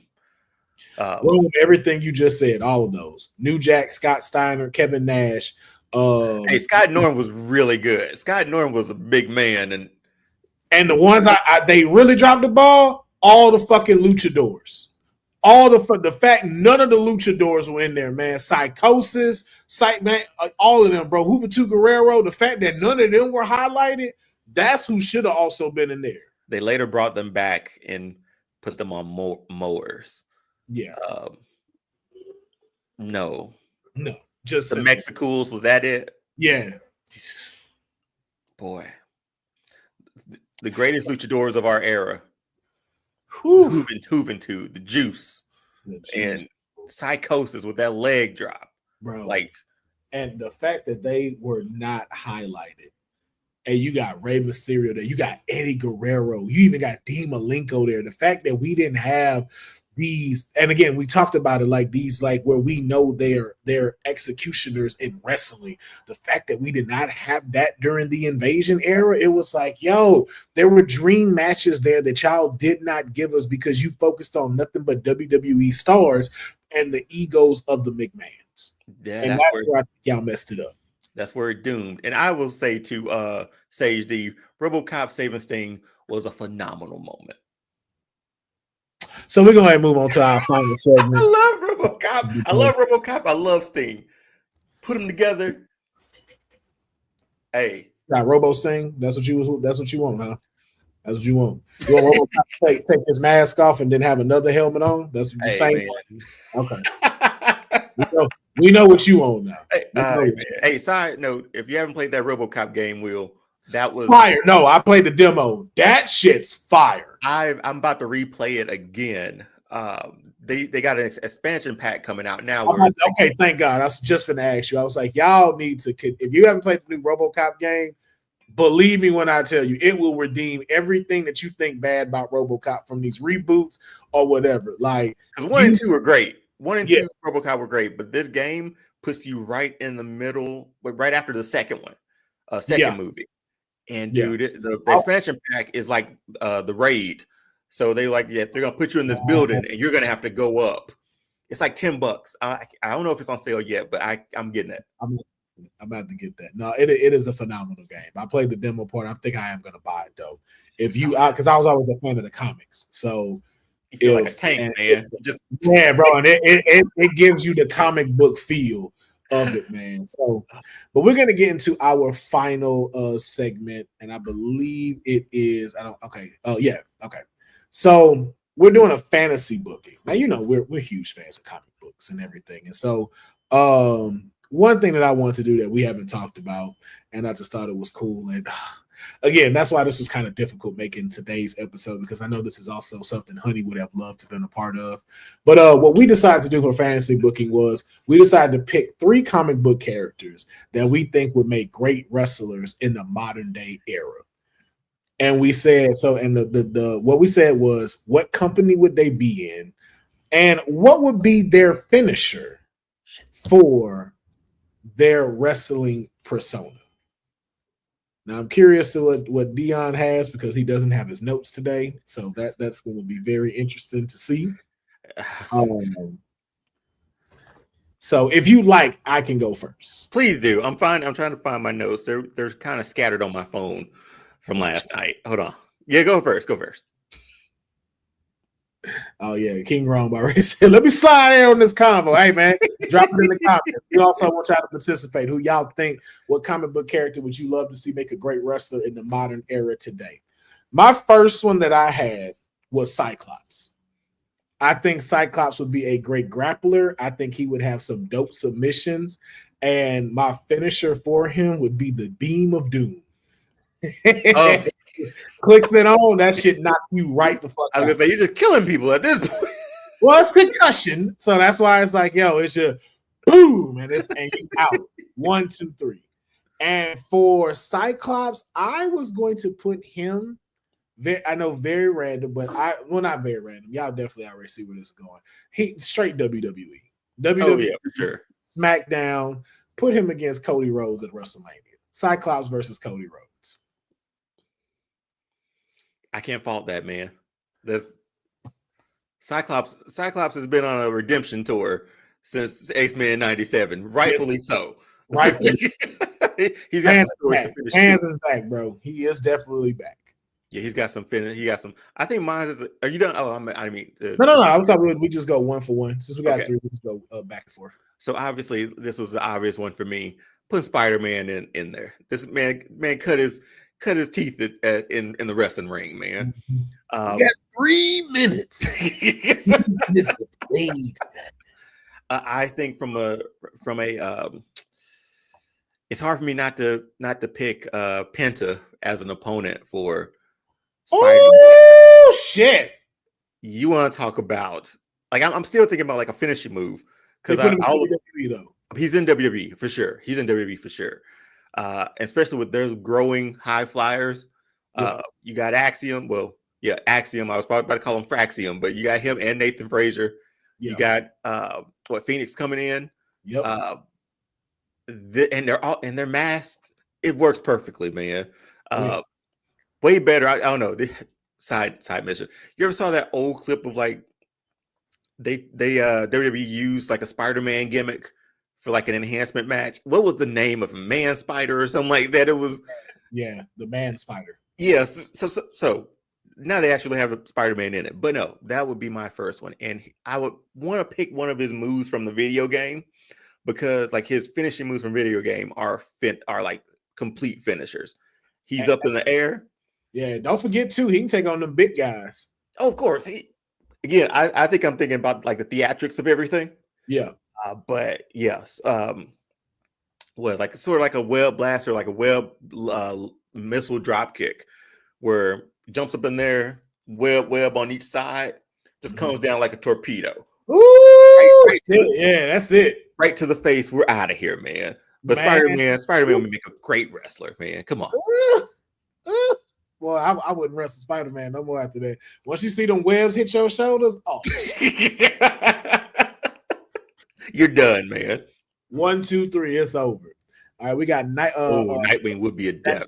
It says Nightwing AEW, an inverted 450 senton off the top rope. Ooh, I can see that with him. I can definitely see that. King Rome, Venom / Task Mission symbiote takeover finish. Initial victims are the new stablemates versus Jacob Fatu. First of all, Venom versus Jacob Fatu. I know it's going to sound weird. I don't know why. I think Jacob's still going to win. I still think Jacob is going to win. I think Jacob is going to beat Venom. The power of Venom versus the Samoan werewolf. I think Jacob's still walking out. Well, that says a lot of what we think about Jacob, man. All gas, no brakes, bro. All gas, no brakes. He will rip that symbiote suit off Eddie Brock real quick. Oh, he sure would rip him out of that, wouldn't he? Yep. Amanatu Sun says Storm. Finisher will be called the Shocker versus Nia Jax. Okay. Storm would be, man. I'd be scared to be in there with Storm because I feel like she gonna get a little pissed and some electricity gonna hit and I'm be like, those eyes turn white. Right. You're like, hey, I didn't. You're like Eddie Guerrero on your knees, like, hey. Yeah. Now you know what'd be dope for her? Like if she can pick you up, have a gust of wind hit, and you drop down into a Samoan drop. That'd be a hard ass finish. Because she would have to use her powers in some form or fashion. In some form. And I think wind wise is where her best thing to go. Or like even too, like having like wind like circle around her fists and then the knockout punch. Mm-hmm. Yeah. So my second one is going to be Ben Grimm. And I want his finisher to be, of course, a tsunami off the top rope. Boy, And I want him to jump. I want him to like hold the ropes and jump up into the tsunami. And I'm putting him in New Japan because I feel like Japan would love the thing.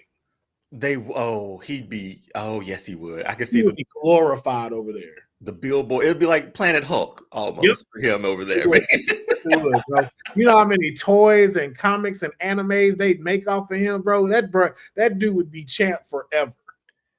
Oh, that's a good one. Appreciate that. That's a good one. My second one in the realm of like, I guess, big backs, Kingpin. I got him over at AEW. As if his finisher is a torture rack. I love the torture rack. Oh my god, yo, yes. Oh, that's perfect. He's got the back for it. That's perfect. That would Kingpin, just the persona alone screams wrestling, like screams wrestler, you know, because we've seen a lot of bosses, we've seen a lot of like people who run the company or people who think they do, wrestlers who think they do. He fits right in. Still in the suit. Like just take the jacket off. That's it. And roll them sleeves up. Essentially, would I make him look like Michael Clark Duncan at the end? Just tanking and slacks. Hey, I'm not mad at it. I do that. He's like D-Mod from Def Jam 5 in New York. We're not mad at that because we fucked with D-Mob. All right? I thought D-Mob was an exceptional villain. I do too, but he was like a hero in the second one, it felt like. Yeah, a little bit, boy, because Snoop Dogg was not to be trifled with. God, what was Snoop Dogg's name in that? I forgot. Shit. I can't. Hold on. What was his name? It was something too. Oh, good grief.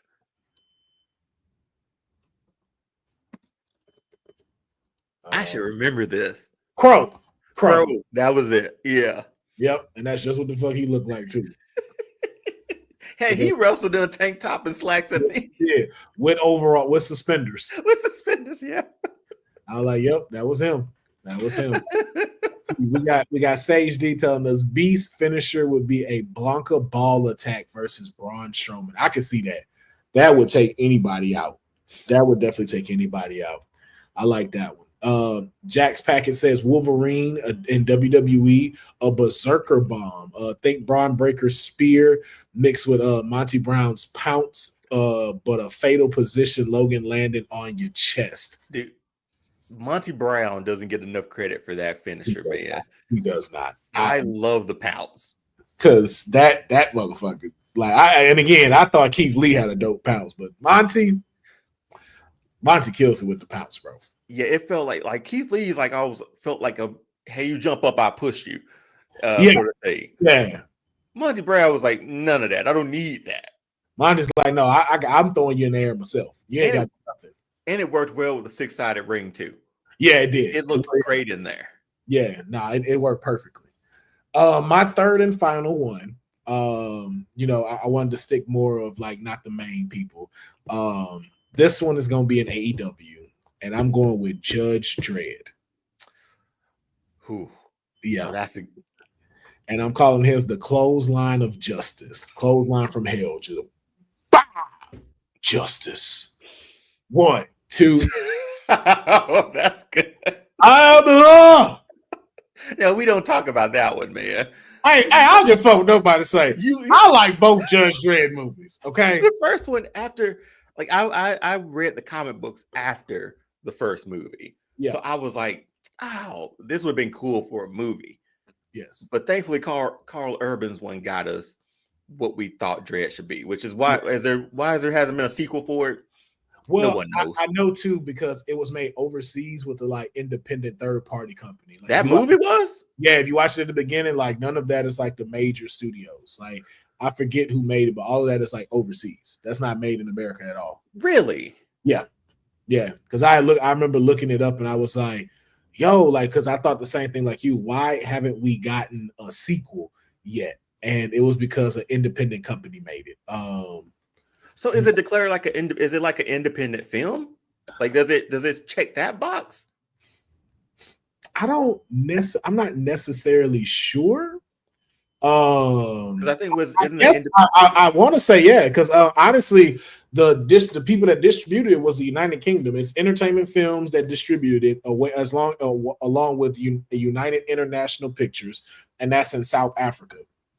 The production company is Reliance Entertainment, DNA Films, and I Am Global. So like you don't have no like major big companies that help make this movie. I did not know that. Yeah. Yeah, because we got it before we got it just because Carl Urban and them were in it, but like everybody else got it before us. Like they released it at like Comic-Con for us to see. Then it came out in the United Kingdom, and then it came out in South Africa, and both of those around the time in September of 2012. Did I remember none of that? I swore I thought it was like I just assumed it was a bigger production, wow. Okay. Yeah. And that just lets you know like how a lot of these international films like really be having some dope stuff that they can push in and make. Just unfortunately it didn't make the money back. So that's why you don't get it back. Yeah, because the budget was between 30 and 45 million, and in the box office it only made 41 million. But to that point though, I think it was because you didn't have a bigger distribution company pushing it out. Like if you'd have had a Warner Brothers, somebody, because a lot of people didn't know about this movie. Like you kind of had to be like us, which is like fans of a lot of this like comic book realm stuff, to know that this is coming out. And unfortunately, like it just didn't get this major push, and it wasn't put in all theaters. Like a lot of people didn't know that too. I think it wasn't put in it wasn't like a worldwide, it wasn't a nationwide release. Yeah, I didn't even see it. I didn't see it in theaters. Mm-hmm. Yeah. They fascinating. Yeah, it was. The more you know. Yeah.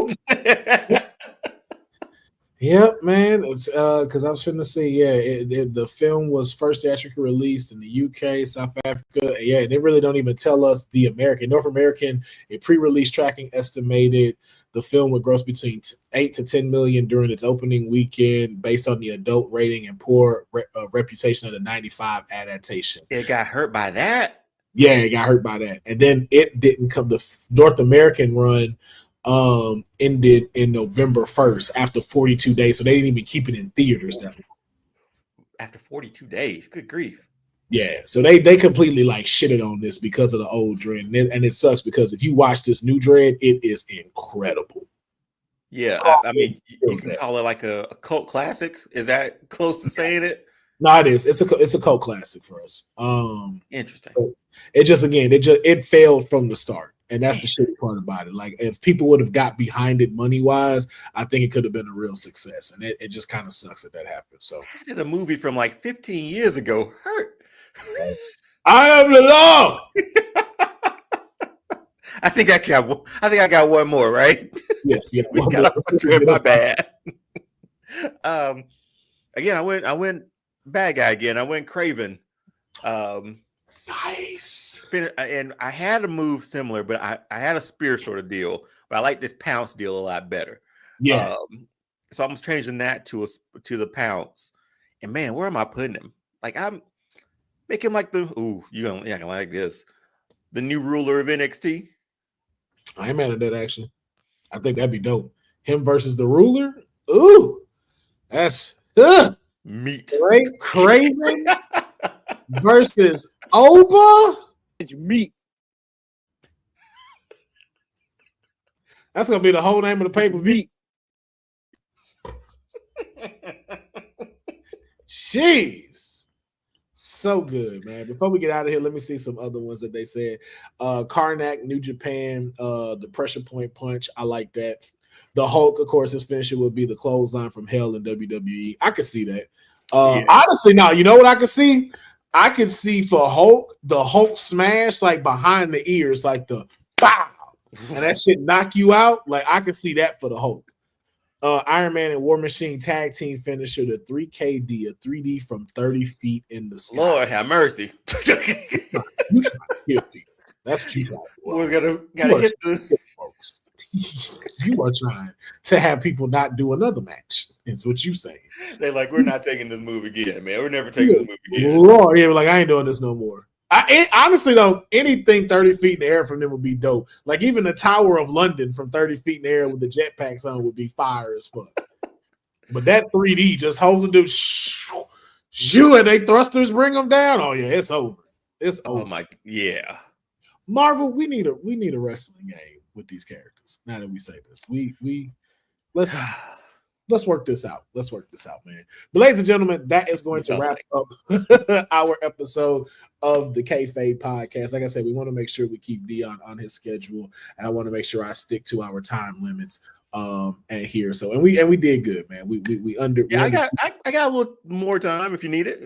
Oh yeah, no. I definitely want to, because again, like as far as editing purposes and everything, like want to make sure we get this good and tight and stuff like that. So and then we'll get back to shooting the ish as well. Especially like we probably can do that for the 10 minutes just so we do hit the 2-hour mark. Yeah, but before we get up out of here though, and we switch to it, I just want to make sure please let them know where they can follow and support you. Yeah, over on All Star Fandom on Instagram. I'm over on TikTok too, but we'll love the support there. Also building the All Star Fandom YouTube channel.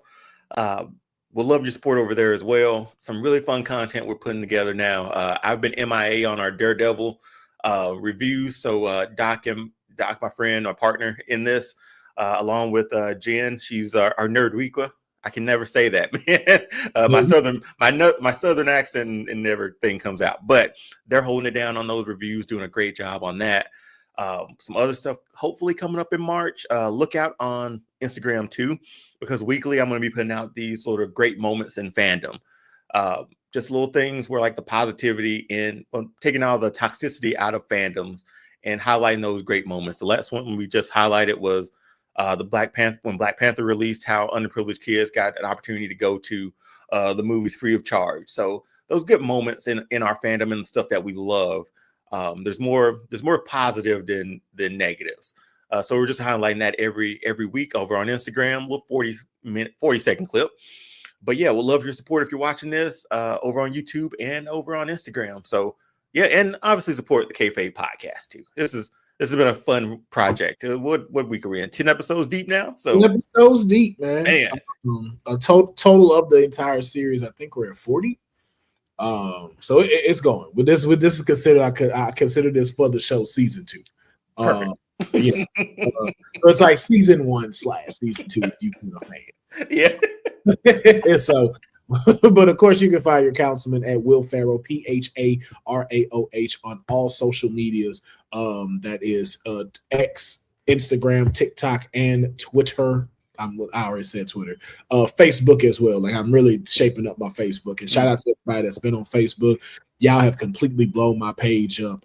Switching my personal to professional. I had like 5,000 followers. Put up a video that went incredibly viral. It hit like 40 million, and now I'm sitting. Oh, dope!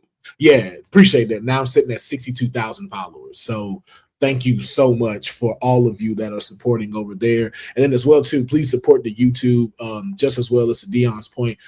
Please share these things. Please share these share this with other people. If you see folks that are wrestling fans that you interact with on social, let them know. Even for comic book fans and stuff, please let them know. Like, hey, if you want to see some dope stuff, please go follow All Star Fandom's page. Go follow Straight Out of a Comic Book, and go follow Will Pharaoh's YouTube and Twitch. And to all my Twitch people, get ready because next week I will be back on Twitch with the gaming WWE 2K25. Building out the character, going through the showcase. We are going to be on this game a lot. So get ready, as well as Marvel Rivals as well. You'll be seeing that gameplay too. So I'm definitely getting back on my gaming Twitch side. So we appreciate each and every single one of y'all watching the today's episode. Please like the video. That helps way more than you know. Comment on this as well. Let us know again who you think The Rock and John Cena's name should be. Let us know how you think Invasion could have been a little bit better. Do you agree with Booker T being the #1 black wrestler of all time? Again, the more y'all put in there, the more views that we get, the better we can support this to where, hey, we can start being able to do this as a living and continuing to give y'all dope content. Now we're going to play our outro out, and then we're going to shoot the ish for a little bit because I know I definitely got to get some other stuff going, and I know Big Papa Deonne got to get so if you hear me. Holla if you hear me. And then after that, you hear the baby sound. Oh, he heard me. Yeah. So we're gonna be right back after this.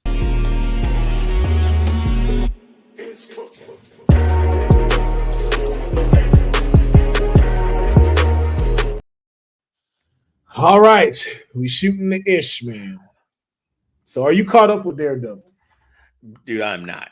So I'm super happy that Rufus and they've taken the lead on this, because I was like, I have not had an opportunity at all. So I hope we're not want to talk about it.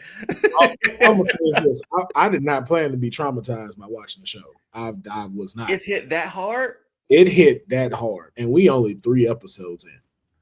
Because I know that just from listening to like the review and doing some other stuff with it from the first 2 episodes, I sort of got the premise of what has happened so far. But man, it's ridiculous. From what I'm hearing, it feels like it's still on Netflix, right? It's on what? It still feels like it still has that Netflix feel to it. Yes. It still has that. It still has that Netflix feel to it. But better, like even better. Like for some reason, like I don't know how they managed that, but like it's like they just improved it even more. Like the shots, how they're shot, the for one, it even feels more of like you feel more of the intensity of the city, and it's just incredible, bro. Like that, yeah. Camera angles, how they're writing this stuff, it's like, bro, when you watch it, you're gonna be like, and again, we only 3 episodes. 3 episodes in of an 8 episode season, 9 episode season. Yeah. So what they did was originally it was supposed to be 18 episodes for the reboot. And of course, all the stuff they went through to now where it's like, okay, we're going to go back to the Netflix style. So they broke both of them up. So we're going to get this 9. And then next year, season 2 is going to immediately come out with the other 9. So have they finished all 18? They're reshooting the other 9 now. Okay. Yeah. So because like basically the 18 were done. So they've kept a few things and stuff like that. And then you'll see it too, because in some things like where you can kind of tell like some of the things that were reshot to go with it, and some of the things that they did keep from the original. But it is, yeah. It's making me happy to hear that that this is being received so well, and then hopefully this reception spins off into more of those coming back, like a Luke Cage coming back, like a Jessica Jones coming back. So I'm thoroughly convinced that those 2 will. Like those, so? Yeah. Because they already drop a hint about Luke Cage. Oh, did they? Yeah, they already dropped a hint about him. They already mentioned some of the people from the MCU as well in here. So it is like it gelled in so perfectly. Like, that's good to hear. Yeah, like I'm telling you, when you sit down and watch it, you're gonna love it. So now I have caught up on Reacher. Reacher hasn't had a bad episode yet. Hey, look, listen. 6 for 8 already. 6 for 8 already. Dude, I am coming around to him being Batman even more. Oh, that's Batman, bro. There's a clip where he talks about doing it for free. Yes. Did you hear his Batman voice at the end of it? Yes, bro. I listened to him and I watched him say it, and then I turned my head and listened to it, and I was like, oh, that's Batman, bro. That might work. That's Batman, bro. And it looks like he gotten bigger. I swear he does not look. Oh, yes. I went rewatched the other 2 seasons after watching the first 3 episodes of Reacher. I was like, man, read the first 2 seasons back, man. I got time today. Run it back. From the first one to 3, I'm like, bro, I don't know what fucking horses you were eating for the last year, but how the fuck did you get this big? How did he get bigger? Yeah.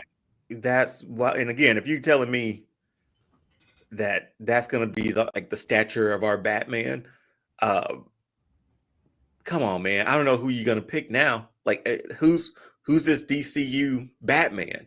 Because I don't know, bro. Because the only thing I don't want them to do, man, is I'm tired of the new 52 style. And then watching Superman, I was like, and how they cast Superman, I was like, and I have to kind of see him. I was like, the dude that plays Superman, is he a big guy? Well, he put on muscles for this, but the suit doesn't show it off well. Yeah, but it's just also too like height wise, because it's like, okay, when we look at Superman, and now we know what Alan Rickman looked like in real life. Like, what is that going to look like with Batman and Superman standing near each other?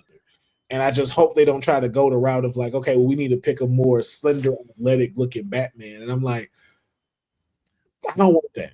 Dude, you had that. You had not the slender one, but you had Cavill and Affleck, whose stature-wise worked. So Yes. and I thought the same thing. If you go get Reacher, I just call him Reacher now. If you go get him as Batman and you put him side by side next to who you have as Superman, his name leaves me at the moment. Oh, yeah. There's two. I don't. He's gonna look bigger probably if we like a stat line for this. But I'm coming around again. I think I've said this to nauseum. I don't want any more real world Batman because real world Batman in a world with Superman. Oh, sir. No, that's gonna happen. His name is David Corensett. He's 6'4". Oh, perfect. There we go. Reacher's Batman. Reacher is fucking Batman. That's perfect because that's how when you read and you listen to, or at least look at the stats, that's how tall Batman and Superman usually are. Like 6'4", 6'6". It's somewhere in that range. Yeah. Okay. I'm convinced now. Because again, I didn't. And Superman's 6'3" in the comic books. Because I wasn't sure. And the thing is, he got in great shape to be Superman. Like they showed pictures of him how he looked like in Twisters, and then they showed his gym photo. But the suit hasn't really showed off. No, it has. It has in ways made him small. And whoa. Wait, have you see him now? Yo, no. Alan Richardson. Well, Reacher's 6'3". Reacher's my height. Oh, so that means Superman is taller than him. Oh yeah, bro. If y'all don't make this man Batman work, y'all bet. Yo, look, James Gunn, if you watching this, if you don't make Reacher Batman, we got a fucking problem. Because it's like, who do you pick? And at this point, don't pick Nobu, bro. That is and then you already got Jason Momoa as Lobo. Like, bro, I'm convinced. Like, we already got Batman, and it's Reacher. Reacher is Batman.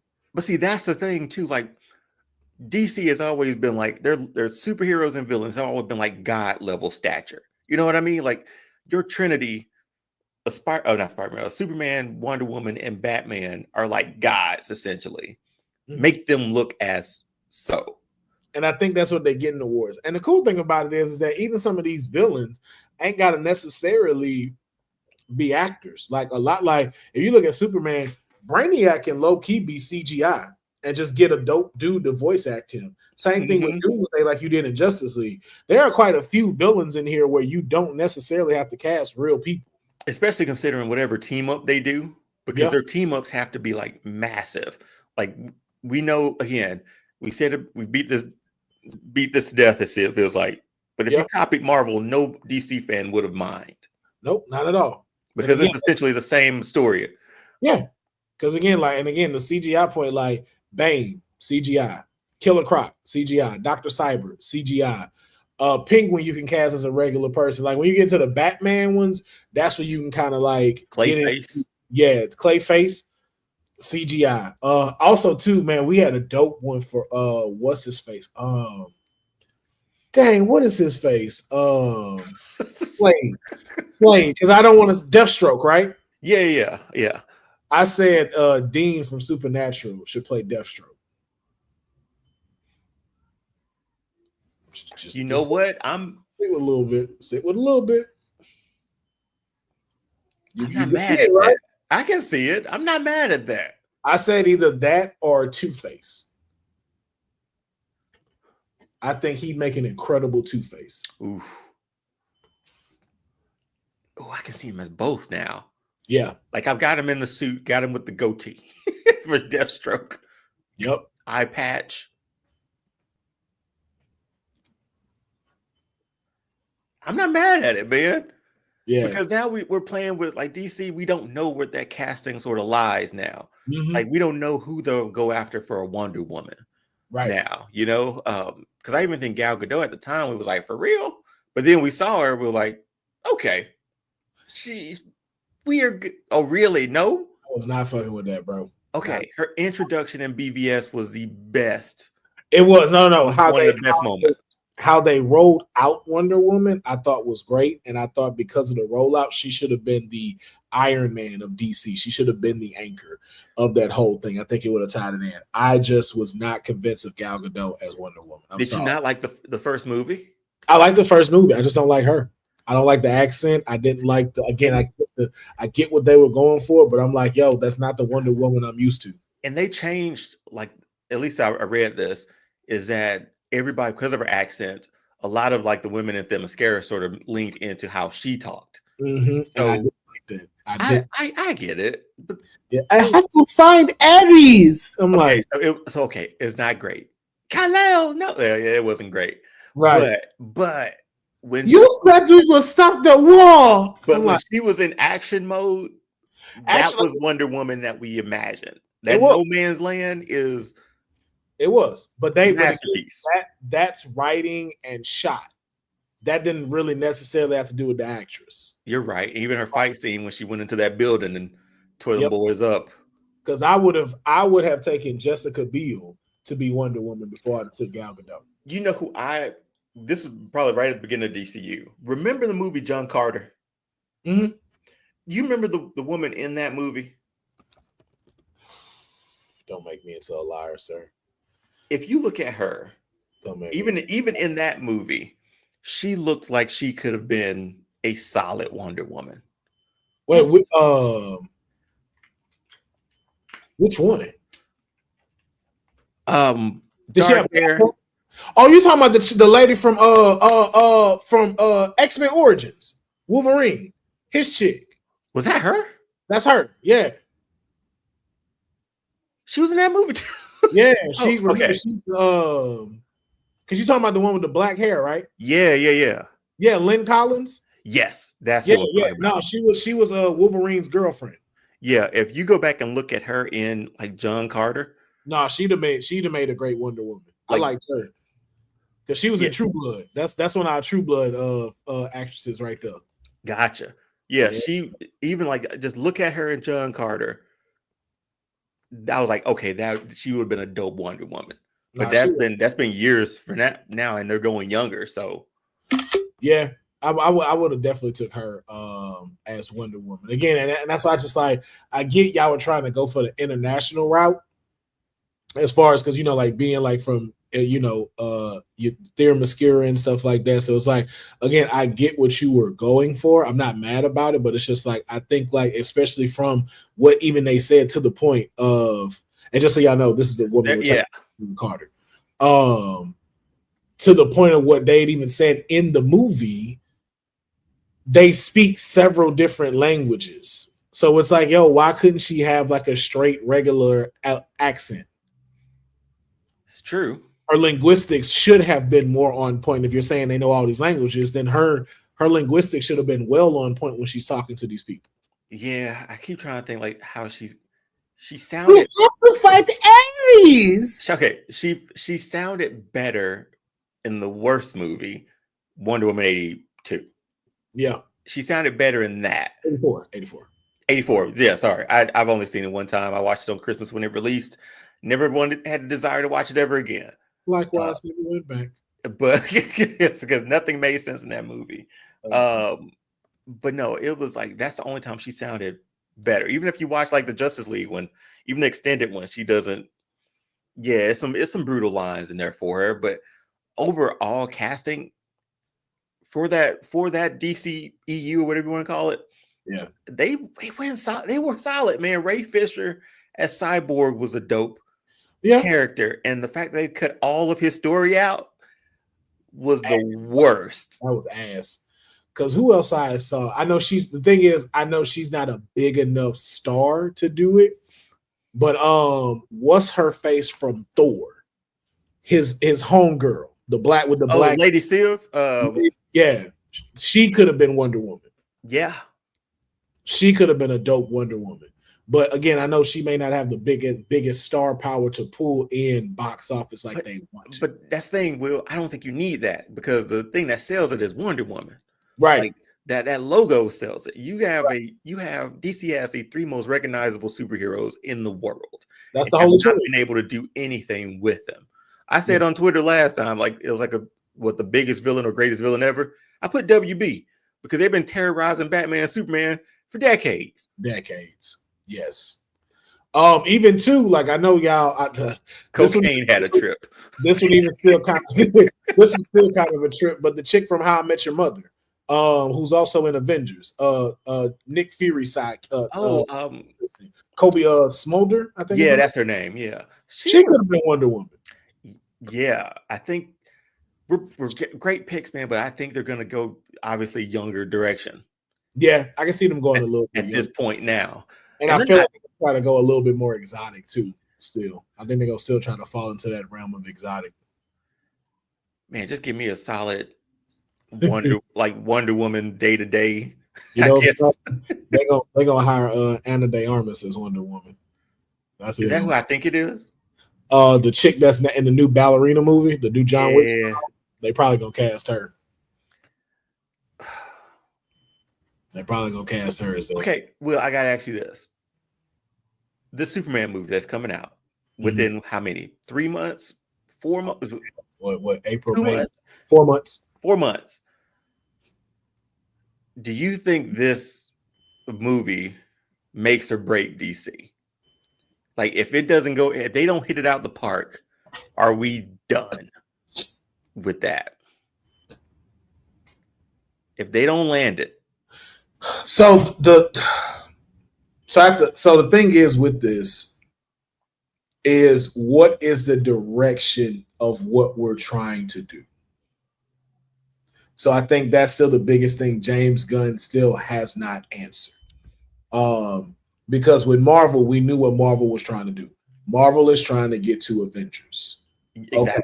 So we know we now have a consistent line of where we need to plot these things, and they piece together how this stuff would go. Mm-hmm. So that's the thing of where DC kind of has an issue is because you have to do cleanup. And there's a lot of things and pieces that you decided to keep, which again, we're not mad at, but you've now put more on you because of that, because right after Superman, Peacemaker comes out. So now you have to explain how Peacemaker makes sense. Now you also have to explain how does Amanda Waller still make sense? Harley Quinn is still in the universe too. Somewhere. And we don't know if Margot Robbie is playing her or what. I would assume so, but again, we don't know. So it's really on what are you trying to achieve? What are we trying to get to? If you're trying to do it to where, hey, we're just now a DC company and we're looking to just make our characters into dope films and dope trilogies, then if that's what you're doing, cool. If you're not trying to put it to where we're going somewhere to like Crisis on Infinite Earths, then it's like, okay, we can take some of this pressure off Superman and be able to say, okay, I'm here strictly for the Superman movie.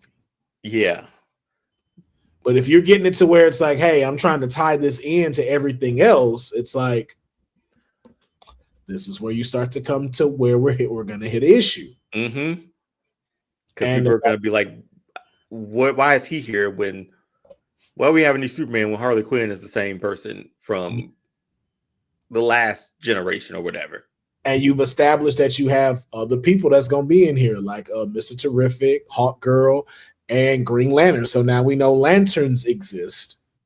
And so you also now have the Lantern series coming out. Does that Lantern series tie in with Superman? We don't know. So that's the big question that we got to now try to see and like figure out, like, yo, like what ride are we on? And again too, like I don't need it to be giving us the full layout, because I think we've done a good job to where we're not getting that. But if it's where we're, hey, like, you may just have to let us know, hey, we're just what I told you, we're doing, this is the God and monster era. That's it. We're not, it's not me tying everything in. We have our stuff where it is a part of the entire universe. and we have stuff that is what's considered otherworld. Because, like he said, like they're supposed to be doing a Swamp Thing horror film that has nothing to do with the DCU. Yeah, and like Elseworld, we already established like the Joker and the Batman. Those are Elseworld not connected. Yeah, and I believe Harley Quinn, the animated series, is a part of Elseworld. This is wild, man. Just for the fact, like you're probably going to have two Batman at the same time. There's a shot at it. Or do you finish up Matt Reeves' Batman and then introduce another new Batman? Well, no, because the thing is, like, Matt Reeves' Batman don't come in until 2027. And from what James Gunn is saying, too, I don't think you're necessarily going to see anything from Batman for a while. Because that's what they said. They're not rolling out Batman quick. They're not rushing to roll out Batman. Batman is not like the next thing up. Like, because I think his was supposed to be Brave and the Bold. Like, his is nowhere near, like, the next one. Because the next thing is Superwoman, Peacemaker. That's where you're introducing Lobo as well in the Superwoman film. So Batman has a good little time before it's time for him to come out. So do you finish up with Matt Reeves' Batman trilogy and then you're done? I don't even think you need a trilogy. I think part 2 is fine. I just assumed it was a trilogy. I don't think they've ever said it. I did too, just because they kept saying part 2, but I'm just like, I'm cool with a sequel and just leave it at that. Like you've given us, because kind of technically we already got 3. Like Penguin, I consider it to be a film in that stuff. Like, so just give us a part 2 where we see where this Batman is, and then leave us with that. I don't think you need to keep going with him. I don't have nothing against Robert Pattinson as Batman or anything. I think that story is incredible. But as you said, like, I don't need multiple Batmans going on. No. I like the story. Let's end it. Just because, again, I don't want to have a Joker issue when that sequel comes out. Because, dear God, like, I don't even. You know what it felt like? You know what it felt like watching Joker the sequel? What was that? It was like Todd Phillips cheated on his first test and then had to take another one by himself. And then that was the result. So we was like, oh, so you cheated on this first one. It's okay. I'll completely admit, I haven't seen either of the movies. I haven't seen the first Joker. First one is probably won't see the second one. But first one is cinema. Leave it at that. Yeah. Watch the first, because the first one is it's you will enjoy it as a DC person because of how they've written it. Okay. This is definitely one of those of like someone taking a comic book story and making it into, and taking that lore and making it into a dope movie where it don't necessarily have to be the same guidelines as the comic, but taking a reimagining of it, it works so well. It works incredibly. Just do not watch the sequel. I think it's just my protest of DC at the time, man. I'm like, direction, they have none. Yeah. Like, is this an investment that I should make? No, that's why I say just watch the first one. Okay. Just watch the first one. You will enjoy the first one thoroughly. Don't you dare click on that second. You bypass when they tell you when they give you videos to recommend, you click back and go back to your full home screen. Don't gotcha, go, man. It's don't go to that. I wanna trust DC so much, man. And I know people said James Gunn is gonna be great for it, but my hesitancy is still there because it's still, yeah. I've been burnt so many times with Batman, Superman, Flash. It's just the point where, like, man, how many hits can I keep taking till I just say, like, you know what, man, I have to tap out. I tapped out. And I'm still hesitant about it, but I think James Gunn has this unique sense of taking stuff and making it through his eyes and making it beautiful. But this is now too where I think this is his biggest test, because this is the first time where you have a juggernaut of a character that you have to make work, which I think is way more difficult than taking characters that no one knows about and making them into popular characters, because no one knew who the fuck the Guardians of the Galaxy was. And to me, I will still argue that is one of Marvel's greatest trilogies. I think that's their best trilogy. For sure. Yeah. You know, you're right. I think they were my number one when I ranked them. That's three back-to-back rings right there. I don't give a fuck what nobody say about 2. I will argue 2 because 2 was fucking dope to me. 2 was great. Yeah. They got right. They did the hat trick. That's 3 rings. Yeah. Then the third one. I mean, yeah. Woo! Then the third one. I mean, of a raccoon, man. Yeah. Like, we getting teary-eyed in the theater. Almost join Peter. Be like, hey man, fuck y'all killing animals. Let me get a 2-piece from Popeyes. I'm all confused. Like, that's okay. But no, you're right. Like, I never heard anybody put it that way, Will, when you say it. Like, now he has a mainstream character that you have to land. Yep. Because everybody knows this character. Everybody knows this symbol. Everybody knows who Superman and Clark Kent are. Yeah. It's what you do with it. And hopefully you hold that legacy up and build off of it. Yeah. Or build something new through it. Because and like you said, it's easier for him to do Guardians that way. Like, we'll see what we do here with that caliber of superhero. And I'm holding out hope, not to be, ironic about it, but the S on the symbol on the chest, I'm holding out hope for it just because of what I've seen. I was like, I think it'll work because I think one thing that from what I picked up on was that I think he's working well with is that you're not trying to make it modern. You went back into the DC realm. You went back into the DC realm. Yeah. You went back into making it looks like, okay, we're in the golden age of these comic books. Like, okay, we're back in that we're not here in the times right now. Like we got maybe a few modern things that we're seeing, but it's like, it really looks like you dove back into the comic book. And build your own world, man. You don't have to be modern. Like, you look at Batman the animated series. Don't know what time. I don't know what year that shit happened.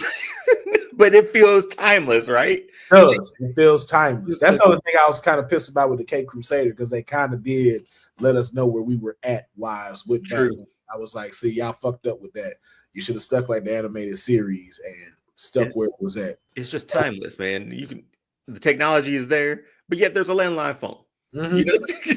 Exactly. But you bring up a great point with that. If James Gunn can make them timeless, then he has something. And again, all of the movies don't have to be like that. I think that's how you work around making DC great. Give us different variations of that because we know Peacemaker's in modern times, so you can't rework that to where you make it timeless. But I don't think you need that for Peacemaker. Keep him in modern day times. Keep him there. Give us to where, and again, too, I think that's where you start to shape up the differences between these places. Because now you're not only, if you make Superman timeless, you're making Metropolis timeless. And we already know cities are vastly different. Yes.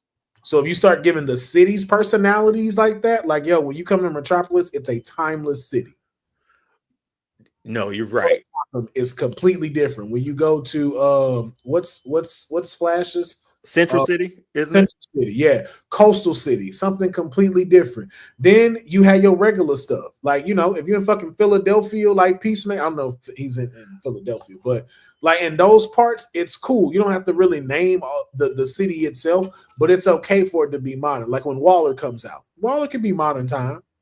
Yeah. You know what I'm saying? But like if you're doing like my Alan Reacher Batman, like, give me Batman the animated series Batman. Which is so wild because as fans, we ask for that. Like, that's the quintessential Batman. Like, we think Batman as fans, we go, I'll speak for myself, go straight to the animated series. Yeah. That's how he was built from there. His core values are there. Even in Justice League, same values, same everything. Yeah. It's hard. It's funny that we always say, like, man, just pull stuff from that. We're good with that. You got a great source to pull from, and just take that and make it. But I like the idea what you said about the worlds, the cities, because having fictional cities is a lot different than like Marvel. Like, they're straight up New Yorks, there's DCs, they are within the world. But these fictional worlds, you have an opportunity to create them differently than anything else, or give them their own personality. Yeah. Oh, I like it. I like it too. Now, before we get out of here, I have to have one more chance to be a hater real quick. So, Honey got to meet her hero, as y'all can see right here. Oh, I bet she's shaking. Look how happy she is. Boy. But you know what? Oh, she showed the picture. Is this part right here? This why I don't fuck with Brett. You supposed to smile. What the fuck He is is smiling. Look at him.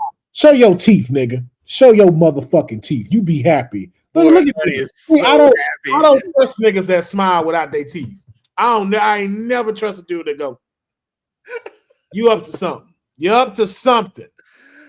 That mid-ass smile. How dare you treat our trio's partner like that? But she's so happy. You can tell in that picture. She's, oh my goodness. I love seeing that. She's like a fat kid at Christmas right now. She is just tickled pink. Oh my goodness. Literally. I'm glad that she got to meet him. I'm glad she got to meet her hero, man. But we're gonna go ahead and close this up because I do definitely got some other stuff I gotta get going with. I gotta get back on the clock. Yeah. So I appreciate you taking the time to shoot the ish with us, especially everybody that stayed in the chat with us, man. I'm gonna probably try to figure out how to do double of these just so for editing purposes. You're not having to try to like find the cut and stuff like that. So that way we also too can have just like two different versions of it. Like we'll jump out, hop in another link, and then come back live. So we just have that episode for the wrestling. So it's easy for you to do. But we appreciate y'all tuning in with us. Check back in next week. We'll jump on the live. Hopefully Honey will be able to get back in with us and we get back into this rotation. So thank y'all for checking us out. Enjoy the rest of your Saturday. Be safe out there and take your damn vitamins because, they got some sicklies out here. But we'll catch y'all next time.